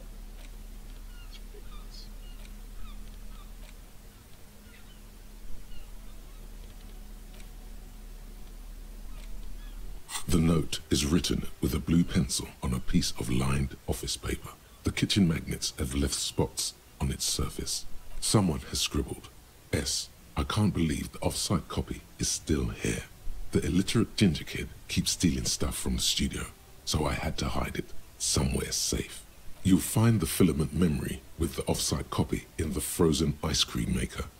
Please take it home, ASAP. It's important. I'd do it myself if I lived in a civilized place with a freezer. Take care, Suliswaf. Who wrote that note? According to the note, someone named Sulislav. Someone who owns a radio computer, one might assume. Thanks, smartass. You're welcome. It's a filament memory. The note doesn't specify. It's like the production schedule you found. Only this one's an off-site copy. Who's the illiterate ginger kid? The note does not specify. Are you serious? You sure you don't want to hazard a guess here, Detective? You mean Kuno? Ding, ding, ding. We have a winner. Where's the frozen ice cream? Didn't you see one right next to the breaker box? Alright, well, maybe I'll go back there.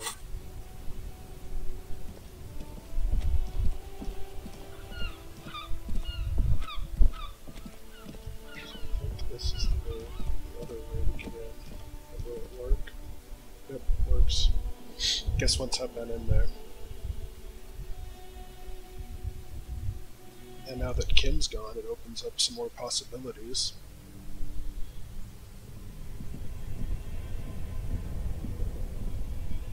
Two cables are plugged into the breaker box. The red one leads to the ice bear fridge, and the black one to the ice cream maker nearby. Something close to you dies with a soft electric purr.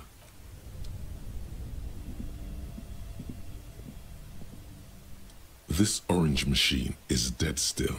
It has a hand-cranked ice cream churner and an electric freezer.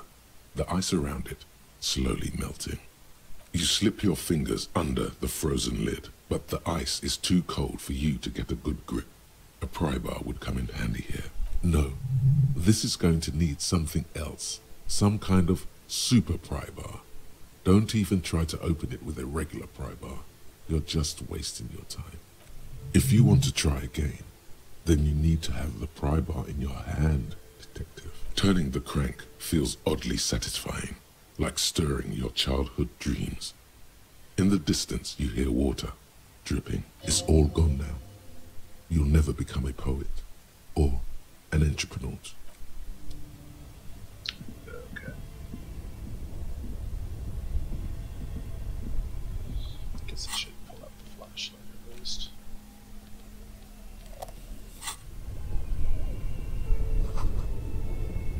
So,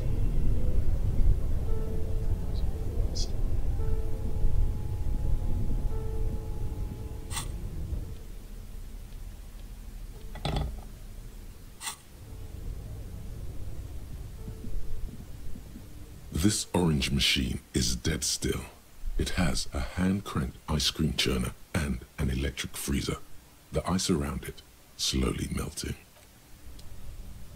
pry bar's not good enough.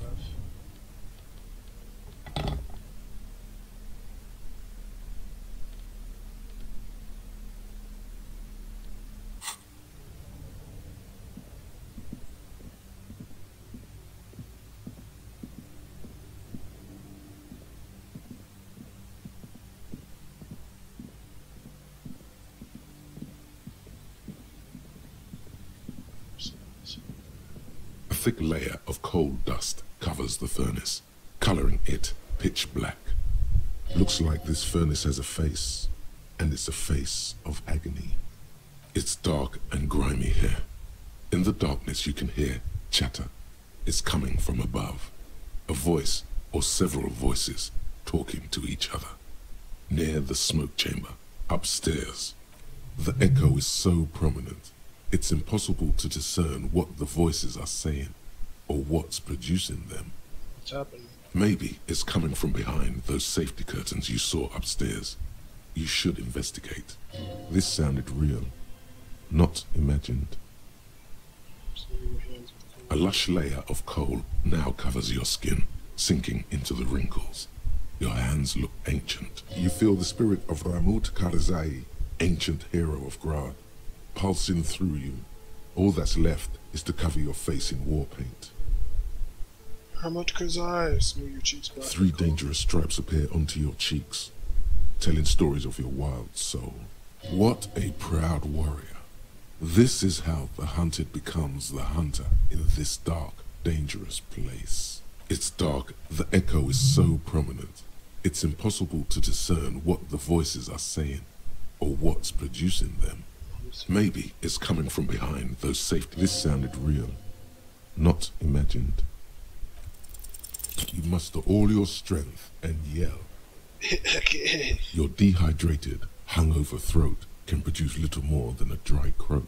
A lifetime of smoking and drinking will do that to you. The chatter from the chimney continues on as before. You seem to have made no impression on whatever's up there. Then again, maybe it's worth actually trying something up there.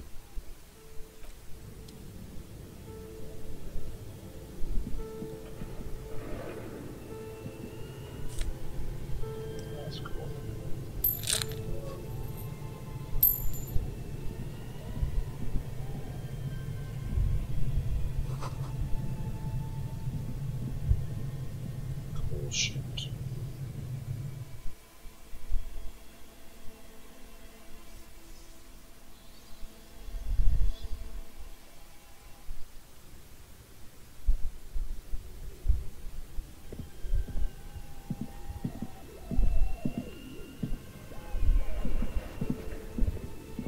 The dusty radio computer sleeps on its wall. The machine lights up like some prehistoric animal stirring from its slumber, revealing fluorescent play and print keys on the keyboard. The hatch on the machine's central compartment is wide open. It's empty like a beehive without its brood. Some cables have been left dangling, disconnected. The filament you have would fit perfectly inside the compartment. Sort of the production schedule. Like a smooth draw, the filament slides into place. On the keyboard, the play key starts blinking. A bar of fabric right above the keyboard starts producing a soft hum. The sound of static seeps through the machine's planar magnetic driver. Have you stirred the ghost of the doomed commercial area from its rest?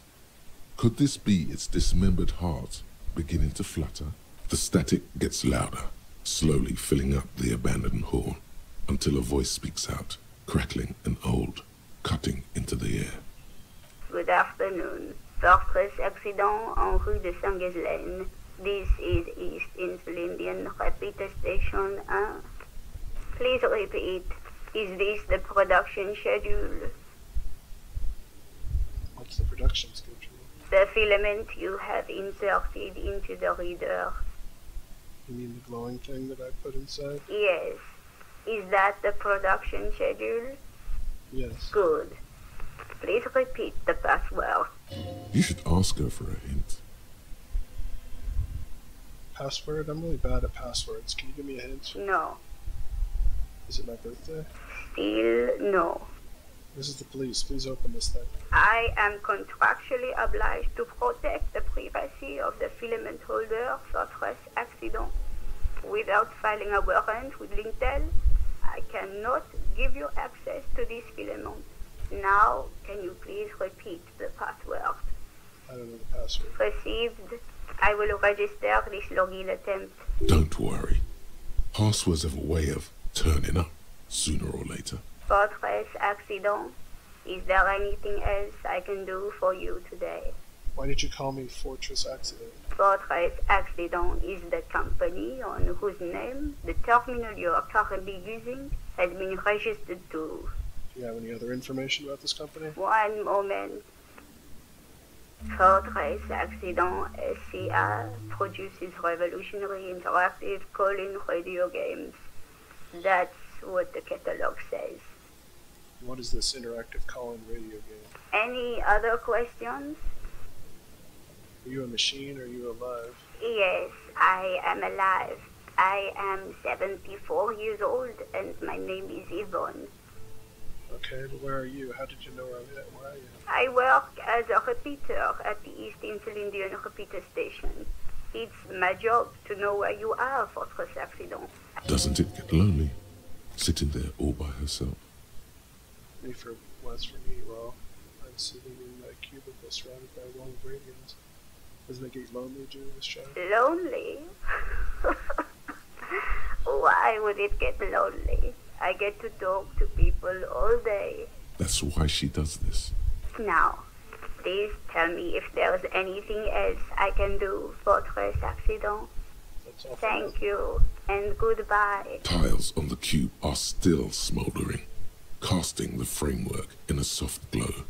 Fluorescent play and print keys shine on the keyboard. Nothing happens. The filament slides out of its glowing nest. Nothing happened. Something's missing. There's no tape in the player. So there's something already printed. Oh well.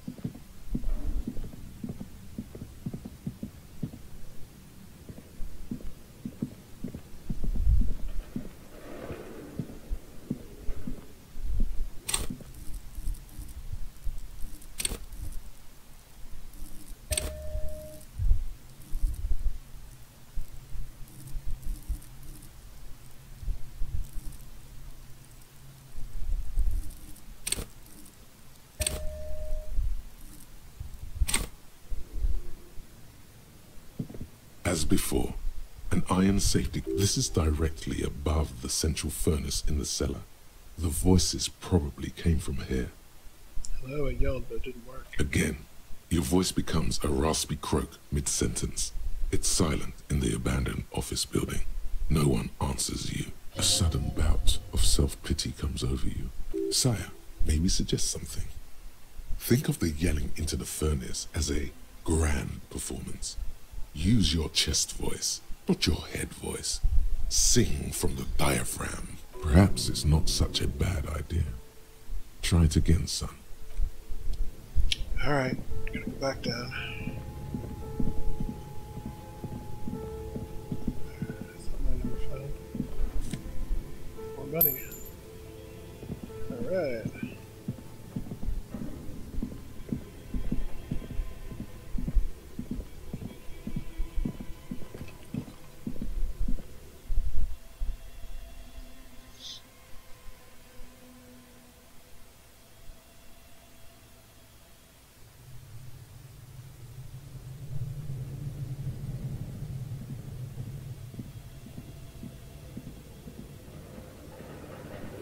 A thick layer of coal dust covers the furnace, coloring it pitch black. Another pathetic yelp sounds off into the vast darkness of the chimney. You're a little embarrassed you produced it.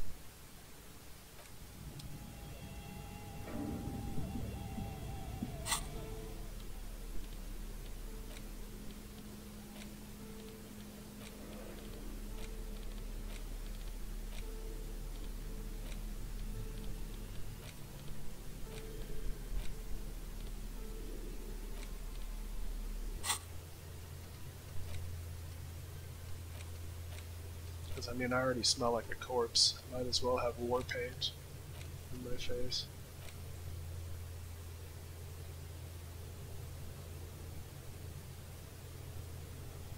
What's his check all about?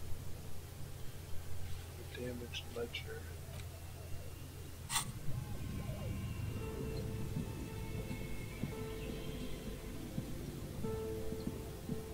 And now I just feel defeated.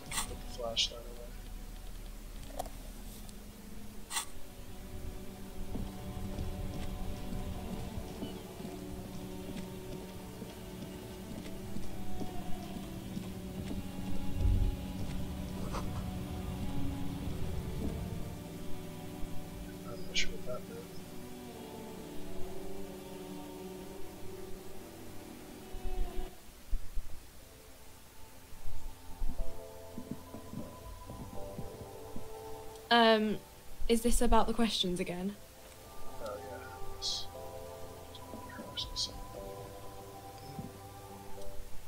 Again, I'm obliged to inform you that both alcohol and cigarettes damage your health. 30.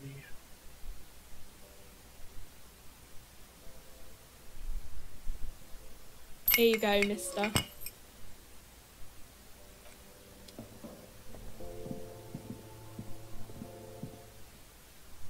And Kim's not around, might as well party a little bit. Celebrate our good fortune in the case, you know, wink wink.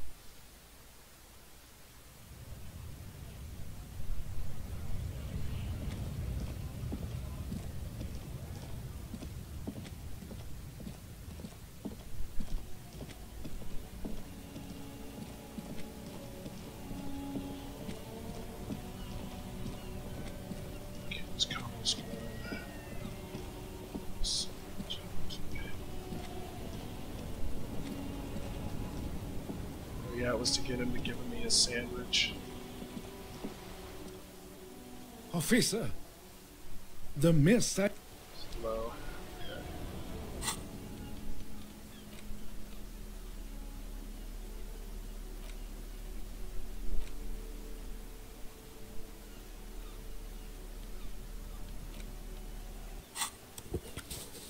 It's the ledger you found. Yes, at last. You find a way to piece them together using the alphanumeric code on the margin. HDB 41, date of initialization and time of arrival on the scene, followed by the title. For example, HDB 41120111700, the Next World Mural. Wait a minute, HDB 41, like those officer precincts? Why, yes, your precinct number is 41. And HDB. Every last alphanumeric in the files begins with it. And these are your case files. It's safe to say HDB are your initials. Horace Debbie Bresinger? That is improbable. How long does it take to read a case? It takes about half an hour to piece one together, using the system you've devised. Where do you want to start? The Next World Mural. This one is relatively easy to reconstruct. Overnight on 1202, a graffito, nay, a mural, appears on an 8-story tenement overlooking central Jamrock. The building is a sparsely inhabited ghost tower, part of a failed real estate development called Grand Couronne. Cause of failure: rent too high. The mural is enormous. 2 silhouettes, a man and a woman, are kissing. The text cut into their form reads, "True love is possible only in the next world. For new people, it is too late for us. Wreak havoc on the middle class. People call it that thing and that fucking thing. It's visible for miles. In 2 days, the station's complaints desk gets clogged with requests to remove the bummer. You and your partner are assigned to the case. The graffito crew is easy to track down. Only the bell lecturers have the literage of industrial paint to cover the surface. One of the graffito artists is rumored to be rich. They take responsibility for the execution, but not the design. The ideologue of the Next World Mural, as the crew calls it, remains an unknown. Wait, do I ever figure out who came up with it? The case files do not show you finding the author of the design. The crew agrees to clean up after themselves. However, your partner, JV, is against the removal, citing public support for conservation. This leads to a debate in Precinct 41, which then spreads to the streets of Jamrock, ending in a rare plebiscite organized by you and the rest of Row 3. The 9,000 people subjected to the mural's message, all of Lakeside, Central Jamrock, and Villalobos, plus half of the eminent domain, participate in the vote. Although the case begins with what appears to be a lot of rambling on the streets as to how juvenile and stupid the mural is, given a choice between 2 options. Keep the mural, that's right. A staggering 78% of voters choose to keep it. Turns out the opposition were a loud minority. And that love truly is possible in the next world for new people. And it is too late for us.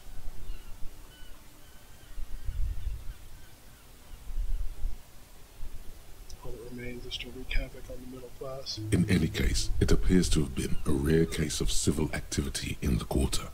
And agreement as well. What do you want to tackle next? Not much has changed in the meanwhile. A bunch of sodden papers still sags from the clipboard.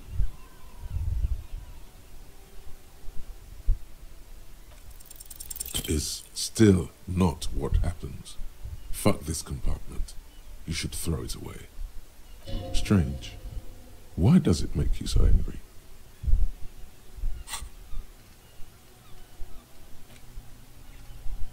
I have to completely forget.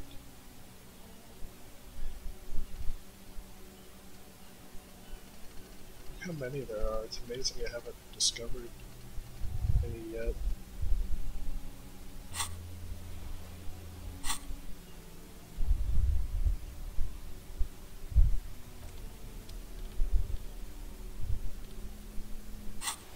Alright, well, I think it's about the time for me to wrap it up here. Now that Kim's gone and we have access to electrochemicals, things are heating up, I think. I was going to see if the kitchen is open. I highly doubt it is. It's probably more toward the night. So now that Kim's not around, I can wash the boots.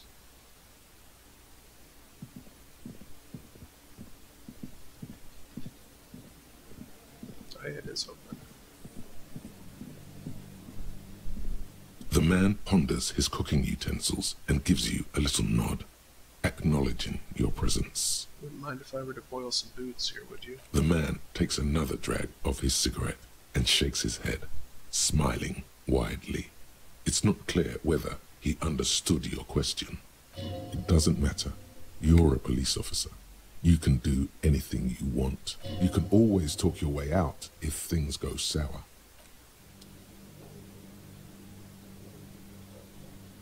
So what? No. This industrial gas-powered stove has been used to prepare food for many hungry hostel guests.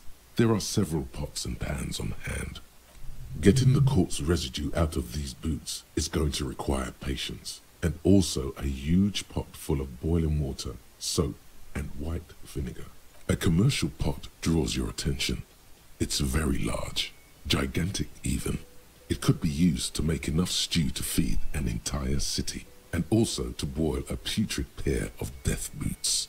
There is a variety of soaps and bleaches in the cabinet to the left of the stove. There is also a bottle of white vinegar in the cabinet next to the fridge. Better use the soap and vinegar. The delicious smells of cheap soap and vinegar waft up from the pot. All right now, chef, light up the stove and boil them. The strong smell of vinegar forces you to step away from the pot. The water slowly comes to a boil. Strips of polymer fabric and human tissue separate from the lining of the boots. They float to the bubbling surface. A two-course dinner of rotten flesh and hardened ceramic. The boots look cleaner and cleaner.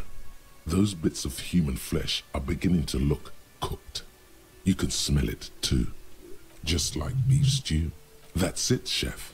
The boots are as clean as they're going to get. Steam, dense with the smell of strange meat, disappears into the vent above the stove. Dump the stock and flesh stew and examine the new boots. A pair of real beauties. The boots are shiny, hot, and reek of vinegar. Just perfect. Master Chef out. Can I wear them? Ha! That's awesome.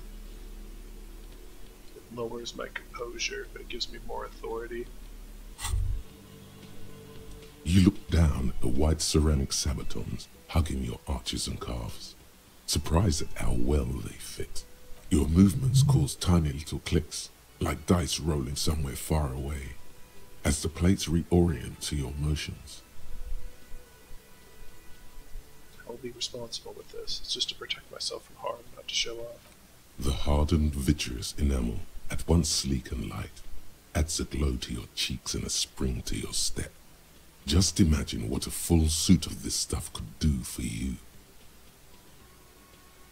This gear could line my pockets with cash. I could probably sell it to some other cops. Certainly, but you may want to hold on to the armor you have for long enough to properly analyze it.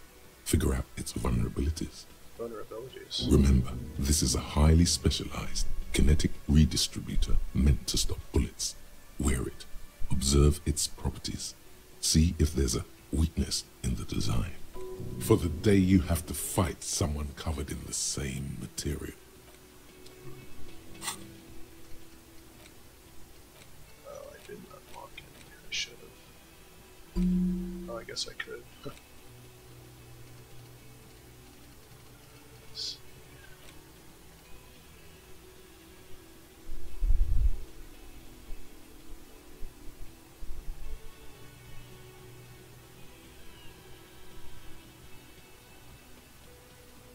Southpaw Fair will go down. Is that good? Bad. Kind of do wanna just to see what it's like. That's it, just my shoes are there. Gotta talk to Titus one more time.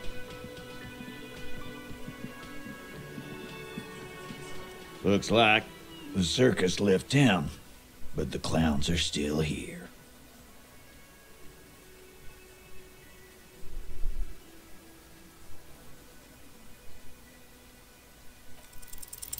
As you look around this room full of sweaty men, Nice. swearing, drinking, spitting Barely. out tobacco, does this look familiar?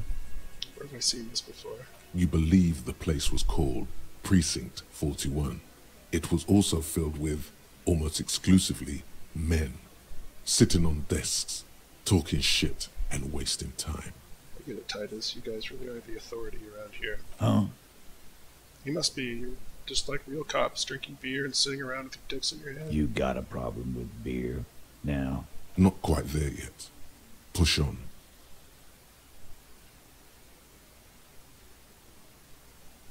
I have a beer problem, but not a problem with beer. I also have no idea how to do my job, like you. Speak for yourself, buddy. I've been running this outfit for 10 years now. You should have seen Martinez before it started. It was like jam rock now. They didn't see shit, man. Kids getting shot. We had 3 shootings a week. Fucking graffito everywhere. You cops haven't shown up since the 30s. Actually, the graffitio isn't quite off yet, is it? What are you talking about? Don't say that. This is no time to nitpick. Congratulations. All I see is you sitting around talking about Monica's titties while there's a rape victim. So what? What do you want from me? We took care of that fuck. Don't let him drink that. One more push. Quick. Just don't antagonize him.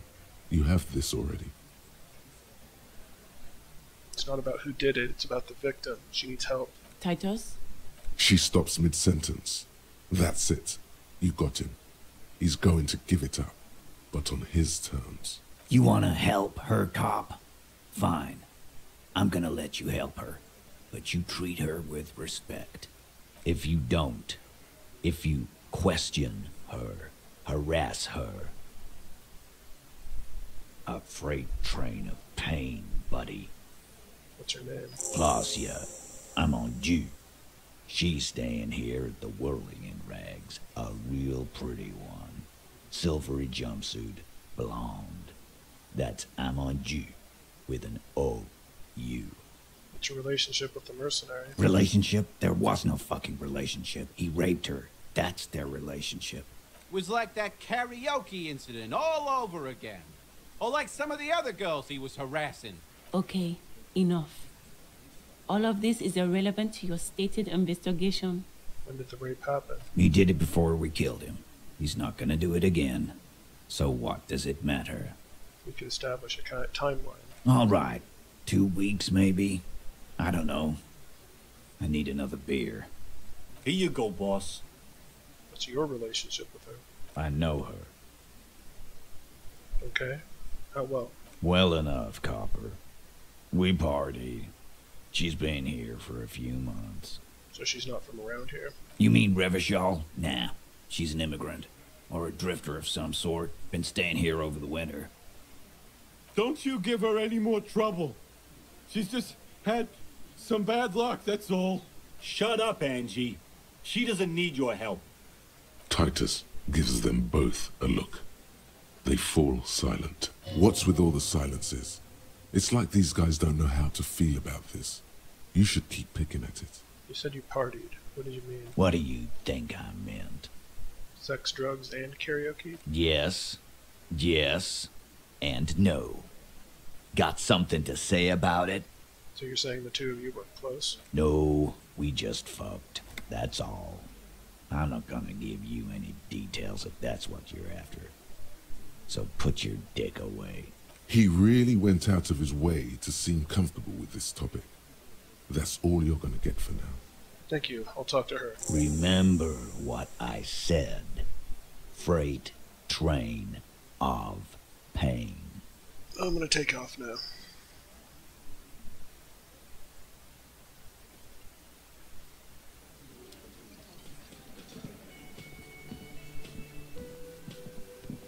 Alright, seems like I got the upper hand there.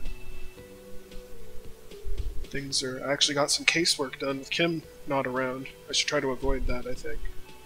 But, yeah, next time, I think it's time to party. And I hope you'll join me.